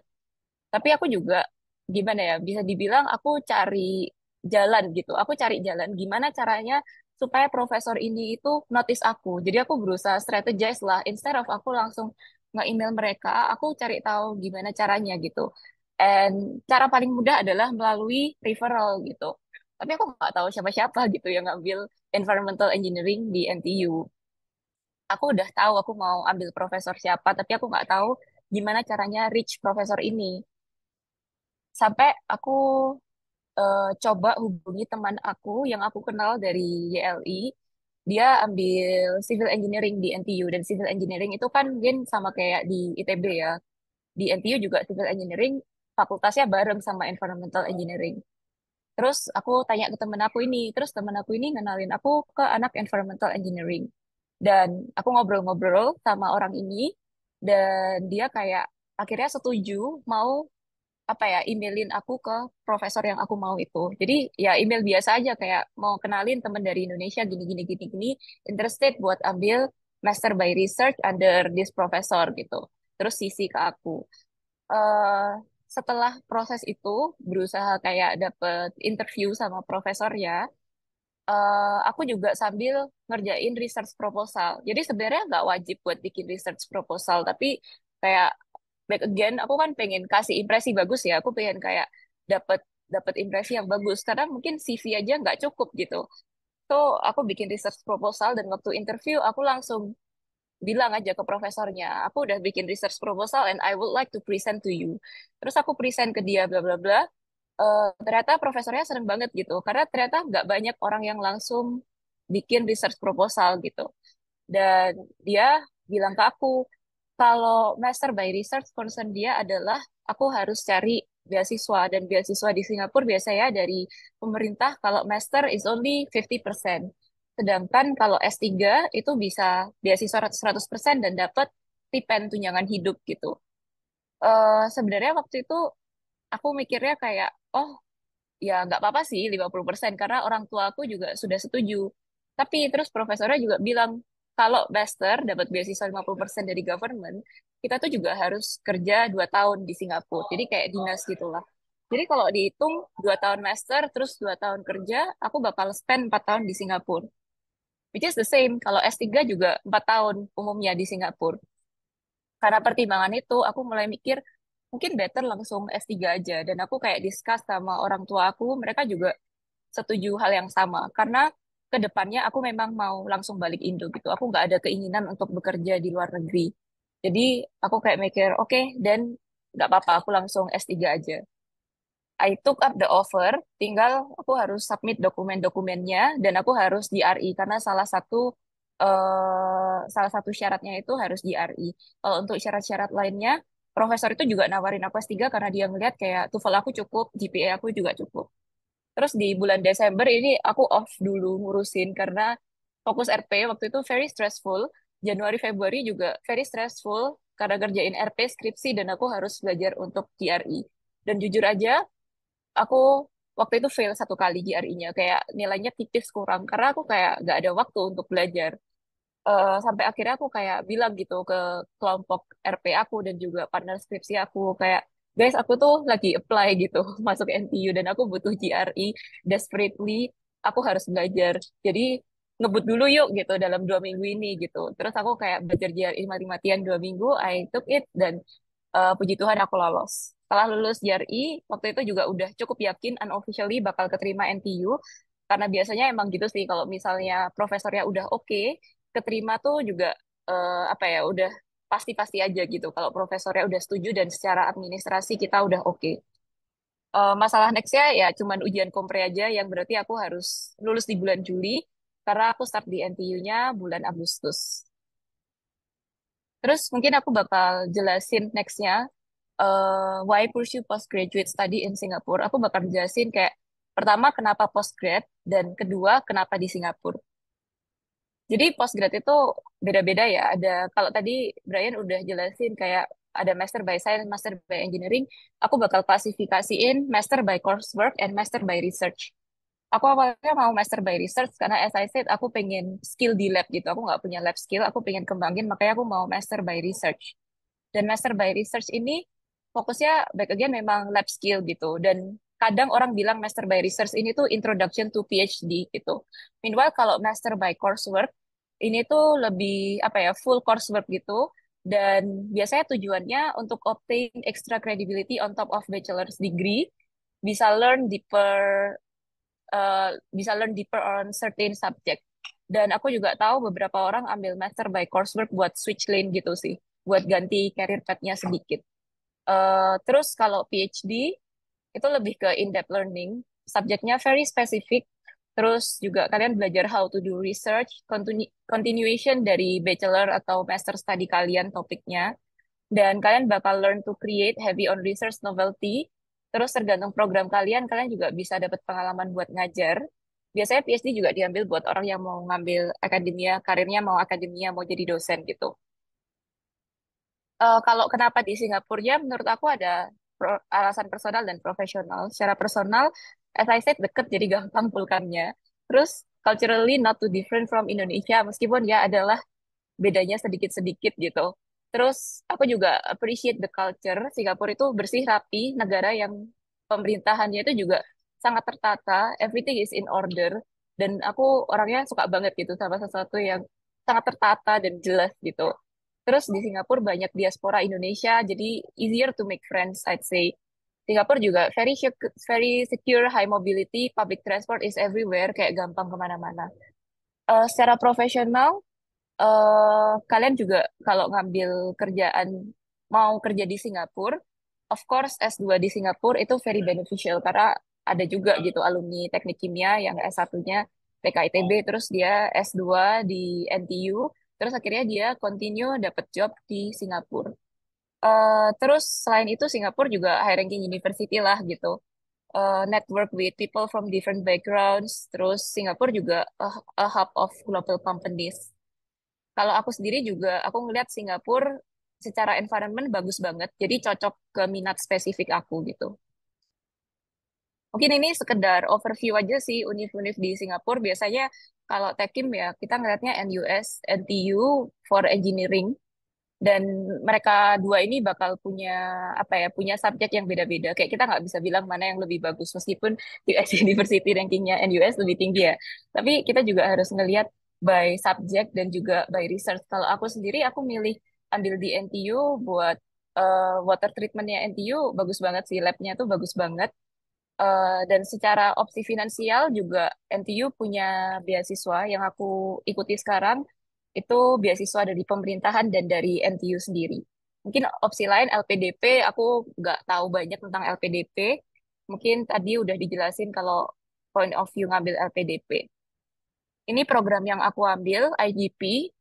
Syarat administrasinya, IPK S1-nya harus lebih dari 3,6, terus TOEFL IELTS dan GRE. Ini syarat-syaratnya. Terus untuk di luar itu buat meyakinkan supervisornya ya harus punya research experience, knowledge di subjek, terus juga interest and willingness to learn. Terutama yang nomor 3 ini sih aku ngeliat di Singapura mereka sangat appreciate kalau kalian itu very hardworking gitu.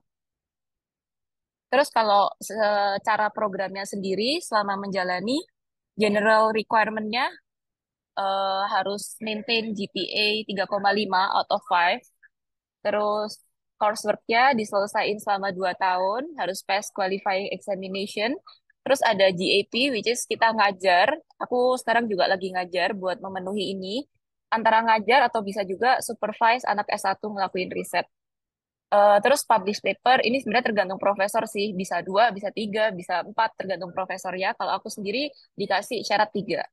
Benefitnya ya fully funded buat PhD program, terus maximum period of study-nya 5 tahun, tapi kalian di cover scholarship cuma 4 tahun, makanya mostly orang 4 tahun selesai. Terus dapat bandi stipend yang menurut aku cukup banget, bahkan bisa nabung buat live di Singapura. Terus ada funding for conference and research funding. Buat aku sendiri, sekarang aku itu under research institute namanya NURI, Nanyang Environment and Water Research Institute. Di dalam NURI sendiri ada beberapa lab, ini lab-labnya, dan aku tergabung di Lab Membrane Technology SMTC Singapore Membrane uh, Technology Center. Mungkin sekian dari aku, bisa dilanjutkan dengan sesi tanya jawab. Terima kasih. Oke, terima kasih Zeva ya. Oke, kita lanjutkan sesi tanya jawab ketiga ya. Silakan raise hand buat yang pertanyaannya spesifik diajukan buat pemateri ketiga ya, Zeva gitu ya. Nanti kalau kita masih punya cukup waktu sebelum jam 5 karena saya dengar ada kuliah tamu berikutnya ya. Silakan raise hand atau tulis di chat kalau masih ada pertanyaan untuk pemateri pertama dan kedua setelah kita selesaikan dulu yang spesifik untuk Zeva gitu ya. Silakan, saya sudah lihat ada 3 ya yang raise hand. Pertama ada Maulana Zaki, berikutnya ada Gregorius WB, terakhir ada Ali ya. Ini spesifik buat pemateri ketiga. Silakan. Dari Baik, izin bertanya ya, Mr. Anggit. Baik, terima kasih atas kesempatannya. Sangat ini ya, inspiring dari materinya karena memang dari S1 langsung S3 gitu. Dan saya lihat ada 2 requirement yang menarik ya, dan menurutku ini ketat, mungkin nggak ketat ya, susah gitu. Yaitu adalah GRE dan seleksi lainnya begitu tadi. Mungkin di slide-nya, nah benar, GRE sama mungkin ada research background kayak gitu. Nah, pertanyaannya itu kita belajar GRE itu dengan waktu yang cepat atau apa waktu dan mungkin jawaban yang benar itu seperti apa ya? Karena terus terang kalau misalkan tipe belajar saya tuh kalau di buku tuh ngantuk kayak gitu, harus lewat YouTube atau lewat situs-situs resmi yang memang tipenya tryout gitu. Yang pertama ada nggak yang menjelaskan tentang GRE dan latihan soalnya gitu. Yang kedua itu kira-kira ada nggak sih persaingan atau secara internasional yang terkait dengan dia tadi ya research experience, mungkin rebutan profesor dan lain sebagainya itu kira-kira seperti apa ya? Oke, jadi pertanyaan pertama mungkin cara belajar GRE ya ini bakal beda-beda untuk tiap orang. Dan kayak aku cerita tadi aku sempat fail sih GRE karena aku kurang persiapan. Jadi GRE kan ada 3 section. Ini juga mungkin sekalian info buat teman-teman yang nggak terlalu tahu tentang GRE. GRE itu ada kuantitatif, verbal, dan analytical writing. Analytical writing ini ya writing aja sih. Kayak mengasah kemampuan logika. Terus kalau kuantitatif dan kuantitatif ini hitung-hitungan. Kalau kualitatif ini bisa dibilang kayak logika berbahasa gitu ya. Jadi dari 3 ini yang aku lakuin, baik again ini beda-beda tiap orang, tapi aku bakal cerita experience aku. Yang aku lakuin pertama adalah aku memang ngeliat soal-soalnya. Terus aku coba kerjain satu paket. Dari situ terus aku cek sebenarnya mana sih yang aku tuh kira-kira belum bisa memenuhi syaratnya. Nah, dari situ analytical writing awalnya aku nggak bisa sesuai dengan waktunya gitu. Karena waktunya analytical writing cuma 30 menit, kayak singkat banget dan requirement-nya maksudnya buat dapet top score itu susah banget. Tapi terus aku latihan analytical writing ini, aku ngambil topik-topik dari internet. Kayak ya udah latihan aja seminggu nulis 2, nulis 3, terus kayak aku lihat sendiri aku bisa gak, do I type fast enough, terus argumen-argumen aku solid enough atau enggak. Bisa juga minta tolong ke ChatGPT, menurut mereka itu skornya berapa gitu. eh itu aku 1 bulan lakuin itu, fokus di analytical writing. Sampai aku udah pede banget bahwa aku bakal dapat analytical writing skornya itu bagus. Which is memang sih kayak akhirnya aku dapat analytical writingku 6 gitu. Which is udah very high. Terus 2 lainnya kan kuantitatif dan kualitatif. Kuantitatif ini jujur aja aku nggak belajar sama sekali. Karena kuantitatif menurut aku masih fresh gitu ya, sekalian belajar kompre, belajar matematika, kalkulus, bla bla bla. Jadi kayak ya udah aku nggak belajar sama sekali, aku cuma ngerjain 1 kali, terus aku ngelihat kayak kira-kira mana sih yang aku bisa skip, mana yang aku merasa udah ini nggak mungkin kulakuin, tipe soal-soalnya kayak gimana gitu. Terus buat kualitatifnya sendiri, ini yang aku mati-matian banget belajarnya, dan waktu aku fail sekali itu juga karena nilai kualitatifnya. Jadi kualitatif awalnya aku ngerjain dari buku, tapi it didn't work gitu. Maksudnya aku tetap gak lolos. Akhirnya yang aku lakuin adalah aku download aplikasi Magus. Terus di Magus tuh memang bisa kayak ngafalin verb-verb yang khusus di RI. Aku targetin aku harus ngafalin minimum 4.000 gitu. Jadi aku hafalin 4.000 sama aku kayak berusaha cari tahu gimana caranya usage-nya kata-kata ini di sentence. Karena itu yang biasanya keluar di GRI. Terus setelah itu aku juga cari tahu strategi-strateginya dari YouTube. Jadi banyak YouTube channel yang ngasih tahu strategi-strateginya. Kadang kita waktu ngerjain GRI kita itu bahkan nggak tahu gitu loh artinya kosakata ini apa gitu. Padahal frankly speaking, aku merasa Inggrisku cukup oke. Aku dulu kelas inter BTW di ITB dan TOEFL aku tuh 106 gitu. Jadi aku merasa sebenarnya Inggris aku buat conversational cukup oke. Tapi ketika ngerjain GRI itu cukup struggle gitu. Karena kosakatanya aneh-aneh banget. Jadi kita nggak mungkin bisa 100% tahu kosakata yang masuk di GRI, tapi kita bisa pakai strategi-strategi yang diajarin di YouTube. Itu sih. Untuk pertanyaan yang kedua tadi, persaingan internasionalnya menurut aku jelas ada sih. Tapi back again sebelum dari itu pun kayak buat buat ngecentangin syarat-syarat ini itu udah cukup susah gitu. Jadi sebelum ada persaingan itu ada masalah syarat ini. Terus kalau masalah persaingan sebenarnya ada.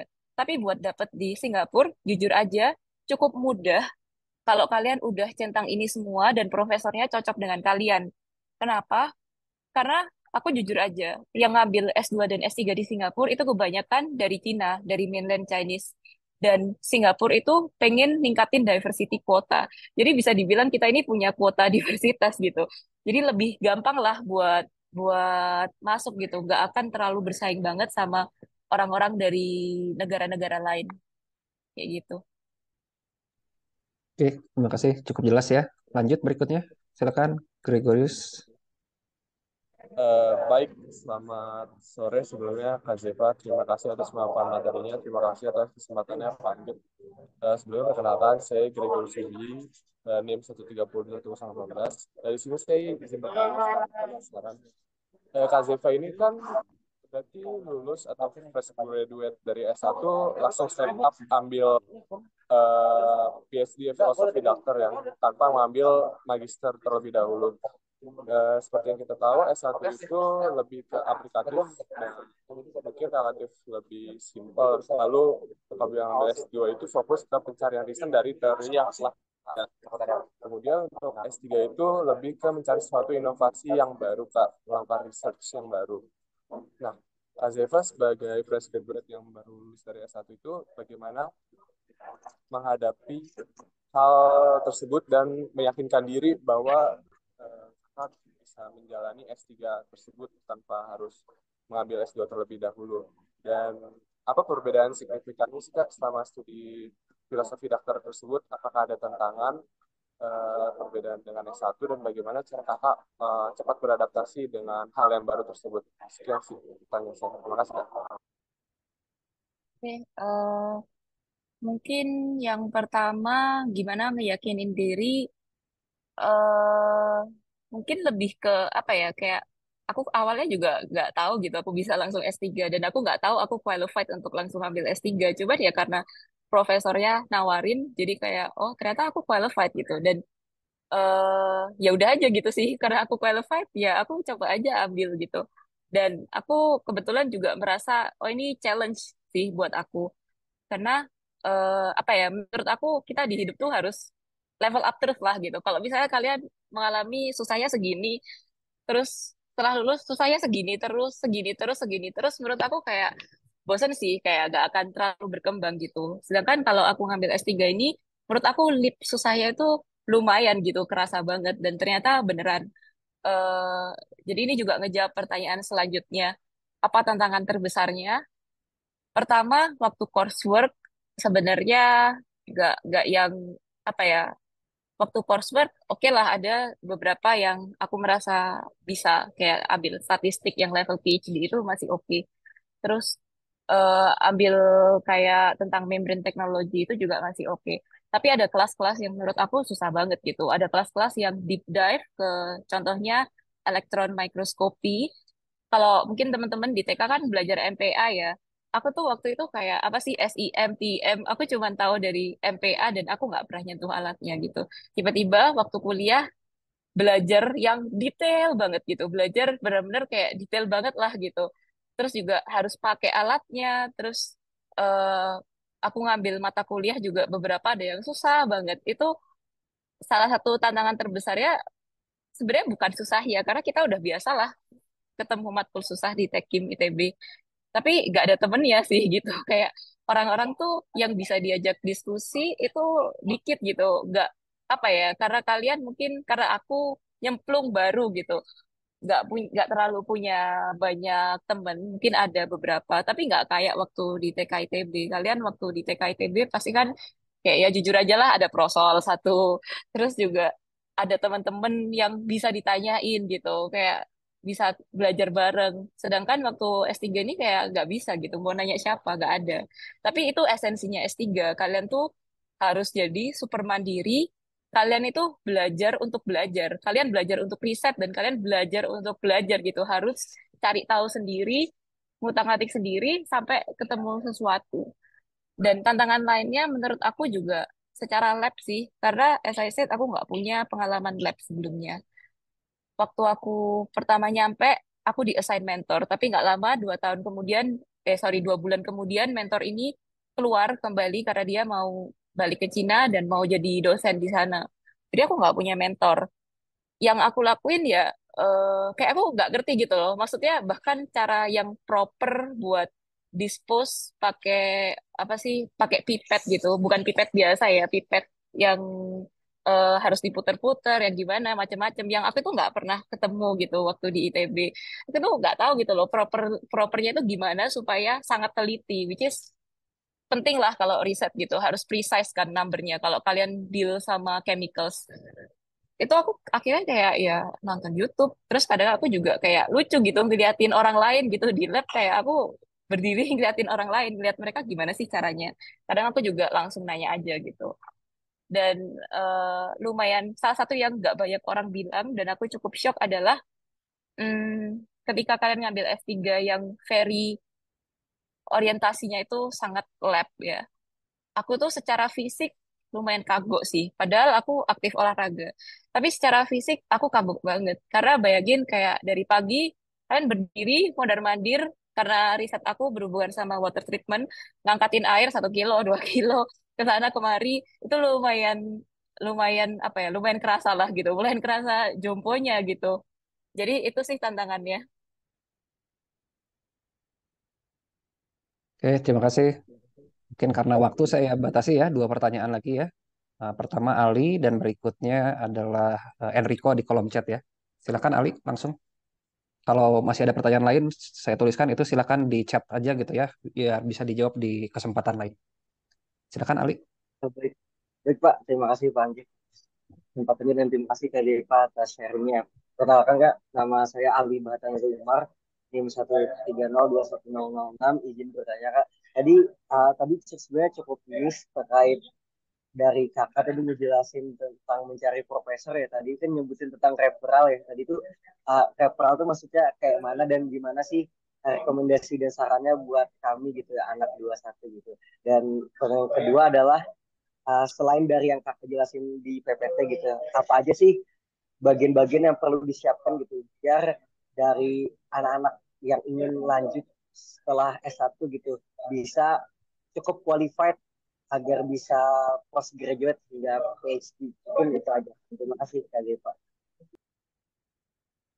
Oke, kalau buat referral sendiri sebenarnya sesimpel kalian direkomendasiin seseorang yang di lab itu atau seseorang yang di school itu di yang sama kayak profesor yang kalian mau gitu. Dan ini sering terjadi ya, kayak aku juga ngelihat kayak dosen-dosen sering nge-share juga di grup di grup-grup teknik kimia nge-share kayak ada profesor yang kenalannya dosen siapa, mereka cari murid di teknik kimia ITB gitu. Itu juga salah satu bentuk referral gitu. Terus mungkin oh ya terkait ini juga bisa kebetulan profesor aku juga nyari nyari ya student PhD student. Jadi kalau kalian merasa kayak kalian cocok dan kalian pengen langsung PhD ataupun nanti-nanti kalian mau PhD dan kalian udah centang ini semua, kalian bisa boleh-boleh aja kontak aku buat aku kenalin ke profesor aku. Terus gimana caranya prepare? Pertama mungkin IPK ya, karena IPK ini long term lah gitu, kayak selama 4 tahun kalian harus build IPK segini. Terus kedua ya timeline aja sih, kayak timelinenya kalian mau kapan gitu, kalian mau mau mau daftar ini kapan? Apakah kalian mau kerja dulu? Apakah kalian mau langsung PhD? Itu bakal beda-beda sih. Kalau misalnya kayak aku tadi, karena aku mau langsung ambil PhD, ya aku kayak harus segera nyiapin GRE dan TOEFL itu sambil kuliah gitu. Jadi kayak timelinenya beda-beda menurut orang, tapi penting gitu buat kalian nyusun supaya sesuai. Terus mungkin kalau research experience, eh jujur aja kayak aku juga lumayan kaget karena aku nggak ada pengalaman lab yang gimana-gimana. Dan waktu interview, aku terus terang sama profesornya, aku bilang kayak aku nggak ada pengalaman lab. Tapi itu jadi alasan aku pengen ambil master by research gitu. eh tapi aku ada pengalaman research, aku ada pengalaman pernah nulis paper gitu. Dan menurut aku juga cukup oke sih kalau misalnya kalian nyebutin, ngejelasin RP kalian apa, terus skripsi kalian apa, kalian bisa ngejelasin eh itu cukup impactful dan apa yang kalian lakuin itu udah cukup lumayan convincing. Tapi memang poin plus kalau kalian itu bisa publish paper lah gitu. Mungkin itu aja sih. Oke, terima kasih. Eh, Pertanyaan terakhir mungkin dari Enrico ya, bisa dijawab secara singkat 1-2 menit mungkin, apa cerita kehidupan sehari-hari di NTU ya di negara Asia yang mungkin kulturnya tidak persis sama dengan di negara Eropa atau di negara Amerika gitu ya. Walaupun saya yakin kalau Singapura masih cukup open dan demokratis juga gitu ya. Tapi silakan gimana? Kalau tentang eh, kehidupan sehari-hari, mungkin day to day-nya bakal beda-beda ya. Tapi misalnya hari itu aku nggak ada jadwal ngajar, aku biasanya ke lab itu sekitar jam 9, jam 8, tergantung tergantung bangunnya jam berapa aja sih. Terus setelah itu eh lab seharian, siangnya biasanya lunch. Kalau lunch sendiri ya aku biasanya tetap di office aku. Jadi kalau PhD biasanya kalian tuh dapat office sendiri gitu. Maksudnya dapat office bareng anak-anak PhD lain kayak kantoran aja gitu. Jadi aku biasanya ke office buat makan terus lanjut lab. Lab ini juga beda-beda day to day-nya tergantung apa yang dilakuin hari itu dan tergantung aku lagi kejar deadline atau enggak. Biasanya aku pulang sekitar jam 6. Kalau lagi kejar deadline ya pernah pulang sampai jam 10. Tapi kebetulan di lab aku safety-nya very strict. Jadi kita nggak boleh pulang kayak jam 12, jam 1 gitu. Nggak bisa nginep juga nggak bisa. Eh, Terus kalau misalnya aku ada jadwal ngajar, ya tergantung juga ngajarnya itu jam berapa gitu. Ya sama aja sih kayak nge-lab terus ngajar. Biasanya aku juga bisa aja hari itu aku setengah hari nge-lab, setengah hari aku baca paper gitu. Karena PhD memang kalian harus sering baca paper, harus up to date sama apa sih riset-riset terbaru di field kalian gitu. Tapi aku merasa kalau secara kehidupan work-life balance masih ada banget. Aku sama sekali nggak ngekompromi kayak jam tidur, terus nggak kompromi juga olahraga. Dan salah satu yang oke banget di Singapura ini sangat difasilitasi buat olahraga, sangat difasilitasi buat work-life balance gitu sih. Jadi orang-orangnya semua juga very aktif dan orang-orangnya juga meskipun mereka kayak very hardworking gitu ya, tapi hardworkingnya itu lebih ke kayak ketika mereka kerja, mereka itu 100% fokus gitu. Tapi ketika mereka take a break ya mereka take a break, nggak boleh kalian kayak setengah-setengah sambil kerja gitu sih. Oke, baik. Terima kasih atas jawabannya ya. Ya, berhubung waktu ya, saya terpaksa menutup sesi tanya jawab ini. Mungkin di akhir saya menyampaikan sekali lagi apresiasi terbesar kepada Mas Tio ya, Antonius Prasetya, Mas Brian dan Zeva. Kami ya, terima kasih atas sharing-sharing kepada adik-adiknya. Saya yakin banyak manfaatnya dan motivasi buat mereka semua gitu ya. Dan terakhir kami sampaikan semoga sukses menyelesaikan studi S2 S3-nya, memperoleh ilmu sebanyak-banyaknya dan pengalaman sebanyak-banyaknya juga gitu ya dan bisa mengembangkan karir dan berkontribusi lebih banyak ke depannya gitu ya. Dan jangan bosan kalau kapan-kapan diminta tolong sama prodi teknik kimia gitu ya yang selalu terbuka untuk berbagi dengan adik-adik ke depannya gitu ya. Terima kasih sekali lagi Mas Tio, Brian, Zeva gitu ya. Sukses ke depannya. Kalau ada pesan-pesan penutup silakan sebelum kita tutup ya sesi pertemuan. Ingin menyapa Prof. Chandra, semoga sehat selalu. Prof, lagi di Jerman ya, Prof? Terima kasih. Terima kasih. Ya, terima kasih Panggit undangannya. Senang sekali bisa silaturahmi terus dengan Teknik Kimia ITB. Adik semua semoga sukses apapun rencananya. Semua punya timeline masing-masing ya tadi udah disampaikan. Ya, enjoy. Semoga sukses semuanya. Oke, thank you. Tio. Oke, dari Brian sama Zeva ada yang mau disampaikan terakhir sebelum kita tutup? Atau cukup? Ya, Silakan. terima kasih Pak Anggit dan Pak Chandra. Titip salam juga ke Pak Sanggono ya lagi sibuk juga Pak Sanggono ya katanya. Oke, ya berikut sekian aja dari saya. Terima kasih. Terima kasih. Mungkin dari saya juga terima kasih ke teman-teman semua dan juga Pak Anggit. Senang banget bisa sharing sama teman-teman. Terus juga mau menyapa Pak Chandra. Dulu saya mungkin nggak pernah riset bareng Pak Chandra atau apa, tapi sekarang kayak risetnya sangat berhubungan. Saya di membran di Singapura. Ya kebetulan banyak teman-teman saya di NTU. Ya. Oke, baik. Mungkin dengan ini kami tutup ya kesempatannya. Sekali lagi terima kasih kepada 3 pemateri pada mahasiswa. Semoga bisa terima ya pesan-pesan dan pengalaman yang bisa diterapkan dan ya saya tutup. Terima kasih. Selamat sore semuanya. Wassalamualaikum warahmatullahi wabarakatuh.